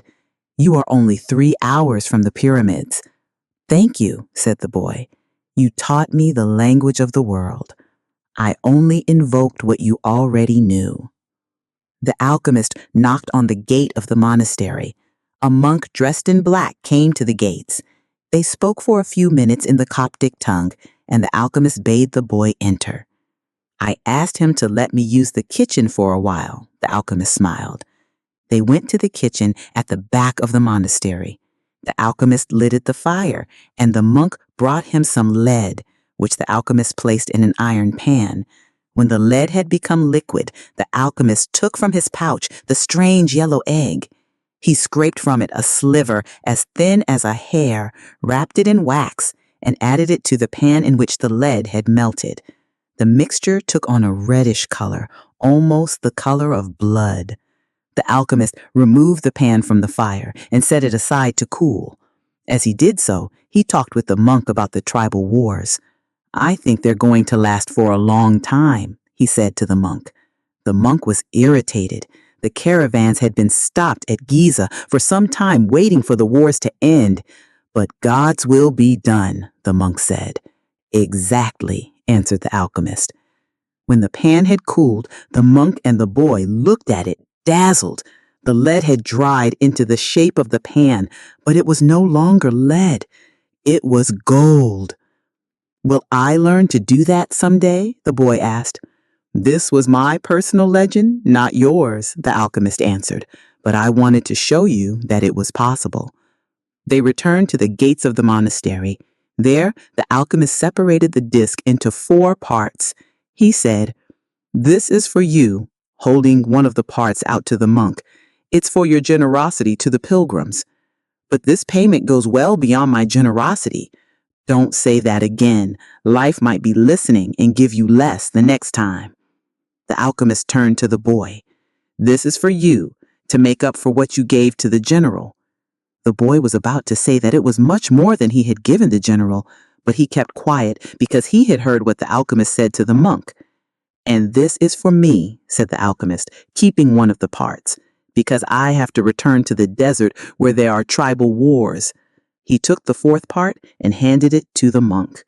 "This is for the boy, if he ever needs it." "But I'm going in search of my treasure. I'm very close to it now." "And I am certain you will find it," the alchemist said. "Then why this?" "Because you have already lost your savings twice, once to the thief and once to the general. I'm an old superstitious Arab, and I believe in our proverbs. There's one that says, 'Everything that happens once can never happen again, but everything that happens twice will surely happen a 3rd time.'" They mounted their horses. "I want to tell you a story about dreams," said the alchemist. The boy brought his horse closer. "In ancient Rome, at the time of Emperor Tiberius, there lived a good man who had 2 sons. One was in the military and had been sent to the most distant regions of the empire. The other son was a poet and delighted all of Rome with his beautiful verses. One night, the father had a dream. An angel appeared to him and told him that the words of one of his sons would be learned and repeated throughout the world for all generations. The father woke from his dream grateful and crying because life was generous and had revealed to him something any father would be proud to know. Shortly thereafter, the father died as he tried to save a child who was about to be crushed by the wheels of a chariot. Since he had lived his entire life in a manner that was correct and fair, he went directly to heaven, where he met the angel that appeared in his dream. "You were always a good man," the angel said to him. "You lived your life in a loving way and died with dignity. I can now grant you any wish you desire." "Life was good to me," the man said. "When you appeared in my dream, I felt that all my efforts had been rewarded. Because my son's poems will be read by men for generations to come, I don't want anything for myself. But any father would be proud of the fame achieved by one whom he had cared for as a child and educated as he grew up. Sometime in the distant future, I would like to see my son's words." The angel touched the man's shoulder, and they were both projected far into the future. They were in an immense setting, surrounded by thousands of people speaking a strange language. The man wept with happiness. "I knew that my son's poems were immortal," he said to the angel through his tears. "Can you please tell me which of my son's poems these people are repeating?" The angel came closer to the man and with tenderness led him to a bench nearby where they sat down. The verses of your son, who was the poet, were very popular in Rome, the angel said. Everyone loved them and enjoyed them. But when the reign of Tiberius ended, his poems were forgotten. The words you're hearing now are those of your son who was in the military. The man looked at the angel in surprise. Your son went to serve at a distant place and became a centurion. He was just and good. One afternoon, one of his servants fell ill, and it appeared that he would die. Your son had heard of a rabbi who was able to cure illnesses, and he rode out for days and days in search of this man. Along the way, he learned that the man he was seeking was the Son of God. He met others who had been cured by him, and they instructed your son in the man's teachings. And so, despite the fact that he was a Roman centurion, he converted to their faith. Shortly thereafter, he reached the place where the man he was looking for was visiting. He told the man that one of his servants was gravely ill, and the rabbi made ready to go to his house with him. But the centurion was a man of faith, and looking into the eyes of the rabbi, he knew that he was surely in the presence of the Son of God. And this is what your son said, the angel told the man. These are the words he said to the rabbi at that point, and they have never been forgotten. My Lord, I am not worthy that you should come under my roof, but only speak a word and my servant will be healed. The alchemist said, no matter what he does, every person on earth plays a central role in the history of the world, and normally he doesn't know it. The boy smiled. He had never imagined that questions about life would be of such importance to a shepherd. Goodbye, said the alchemist. Goodbye, said the boy. The boy rode along through the desert for several hours, listening avidly to what his heart had to say. It was his heart that would tell him where his treasure was hidden. Where your treasure is, there also will be your heart, the alchemist had told him. But his heart was speaking of other things. With pride, it told the story of a shepherd who had left his flock to follow a dream he had on 2 different occasions. It told of personal legend and of the many men who had wandered in search of distant lands or beautiful women, confronting the people of their times with their preconceived notions. It spoke of journeys, discoveries, books, and change. As he was about to climb yet another dune, his heart whispered, "Be aware of the place where you are brought to tears. That's where I am, and that's where your treasure is." The boy climbed the dune slowly. A full moon rose again in the starry sky. It had been a month since he had set forth from the oasis. The moonlight cast shadows through the dunes, creating the appearance of a rolling sea. It reminded the boy of the day when that horse had reared in the desert and he had come to know the alchemist. And the moon fell on the desert silence and on a man's journey in search of treasure. When he reached the top of the dune, his heart leapt. There, illuminated by the light of the moon and the brightness of the desert, stood the solemn and majestic pyramids of Egypt. The boy fell to his knees and wept. He thanked God for making him believe in his personal legend and for leading him to meet a king, a merchant, an Englishman, and an alchemist. And above all, for his having met a woman of the desert who had told him that love would never keep a man from his personal legend. If he wanted to, he could now return to the oasis, go back to Fatima, and live his life as a simple shepherd. After all, the alchemist continued to live in the desert even though he understood the language of the world and knew how to transform lead into gold. He didn't need to demonstrate his science and art to anyone. The boy told himself that on the way toward realizing his own personal legend, he had learned all he needed to know and had experienced everything he might have dreamed of. But here he was at the point of finding his treasure, and he reminded himself that no project is completed until its objective has been achieved.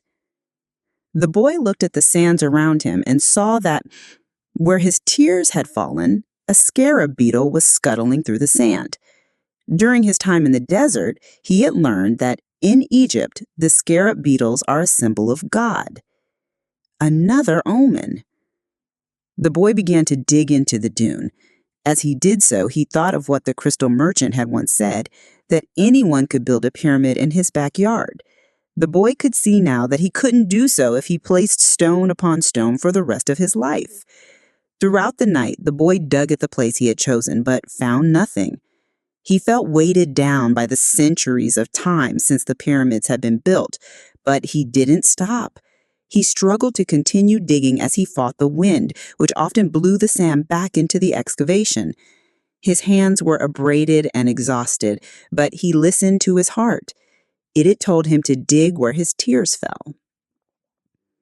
As he was attempting to pull out the rocks he encountered, he heard footsteps. Several figures approached him. Their backs were to the moonlight, and the boy could see neither their eyes nor their faces. "What are you doing here?" one of the figures demanded. Because he was terrified, he didn't answer. He had found where his treasure was and was frightened at what might happen. "We're refugees from the tribal wars and we need money. What are you hiding there?" "I'm not hiding anything," the boy answered. But one of them seized the boy and yanked him back out of the hole. Another, who was searching the boy's bags, found the piece of gold. "There's gold here," he said. The moon shone on the face of the Arab who had seized him, and in the man's eyes the boy saw death. "He's probably got more gold hidden in the ground." They made the boy continue digging, but he found nothing. As the sun rose, the men began to beat the boy. He was bruised and bleeding, his clothing was torn to shreds, and he felt that death was near. "What good is money to you if you're going to die? It's not often that money can save someone's life," the alchemist had told him. Finally, the boy screamed at the men, "I'm digging for treasure." And although his mouth was bleeding and swollen, he told his attackers that he had twice dreamed of a treasure hidden near the pyramids of Egypt. The man who appeared to be the leader of the group spoke to one of the others. "Leave him. He doesn't have anything else. He must have stolen this gold." The boy fell to the sand, nearly unconscious. The leader shook him and said, "We're leaving." But before they left, he came back to the boy and said, "You're not going to die. You'll live, and you'll learn that a man shouldn't be so stupid. 2 years ago, right here on this spot, I had a recurrent dream too. I dreamed that I should travel to the fields of Spain and look for a ruined church where shepherds and their sheep slept. In my dream, there was a sycamore growing out of the ruins of the sacristy, and I was told that if I dug at the roots of the sycamore, I would find a hidden treasure. But I'm not so stupid as to cross an entire desert just because of a recurrent dream." And they disappeared. The boy stood up shakily and looked once more at the pyramids. They seemed to laugh at him, and he laughed back, his heart bursting with joy, because now he knew where his treasure was. Epilogue. The boy reached the small, abandoned church just as night was falling. The sycamore was still there in the sacristy, and the stars could still be seen through the half-destroyed roof. He remembered the time he had been there with his sheep. It had been a peaceful night, except for the dream. Now he was here, not with his flock, but with a shovel. He sat looking at the sky for a long time. Then he took from his knapsack a bottle of wine and drank some. He remembered the night in the desert when he had sat with the alchemist as they looked at the stars and drank wine together. He thought of the many roads he had traveled and of the strange way God had chosen to show him his treasure. If he hadn't believed in the significance of recurrent dreams, he would not have met the gypsy woman, the king, the thief, or... Well, it's a long list. But the path was written in the omens, and there was no way I could go wrong, he said to himself. He fell asleep, and when he awoke, the sun was already high. He began to dig at the base of the sycamore. "You old sorcerer," the boy shouted up to the sky. "You knew the whole story. You even left a bit of gold at the monastery so I could get back to this church." The monk laughed when he saw me come back in tatters. "Couldn't you have saved me from that?" "No," he heard a voice on the wind say. "If I had told you, you wouldn't have seen the pyramids. They're beautiful, aren't they?" The boy smiled and continued digging.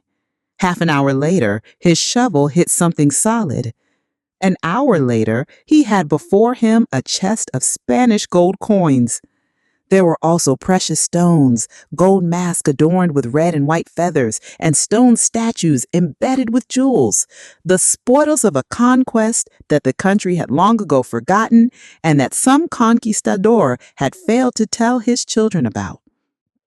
The boy took out Urim and Thummim from his bag. He had used the two stones only once, one morning when he was at a marketplace.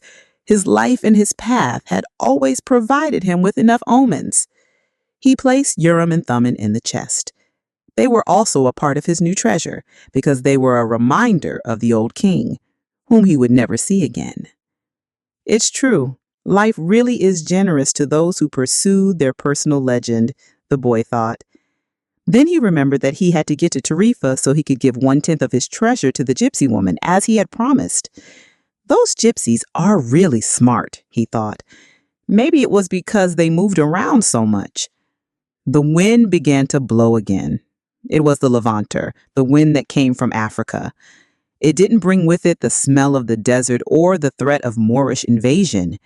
Instead, it brought the scent of a perfume he knew well, and the touch of a kiss that came from far away, slowly, slowly, until it rested on his lips. The boy smiled. It was the first time she had done that. "I'm coming, Fatima," he said.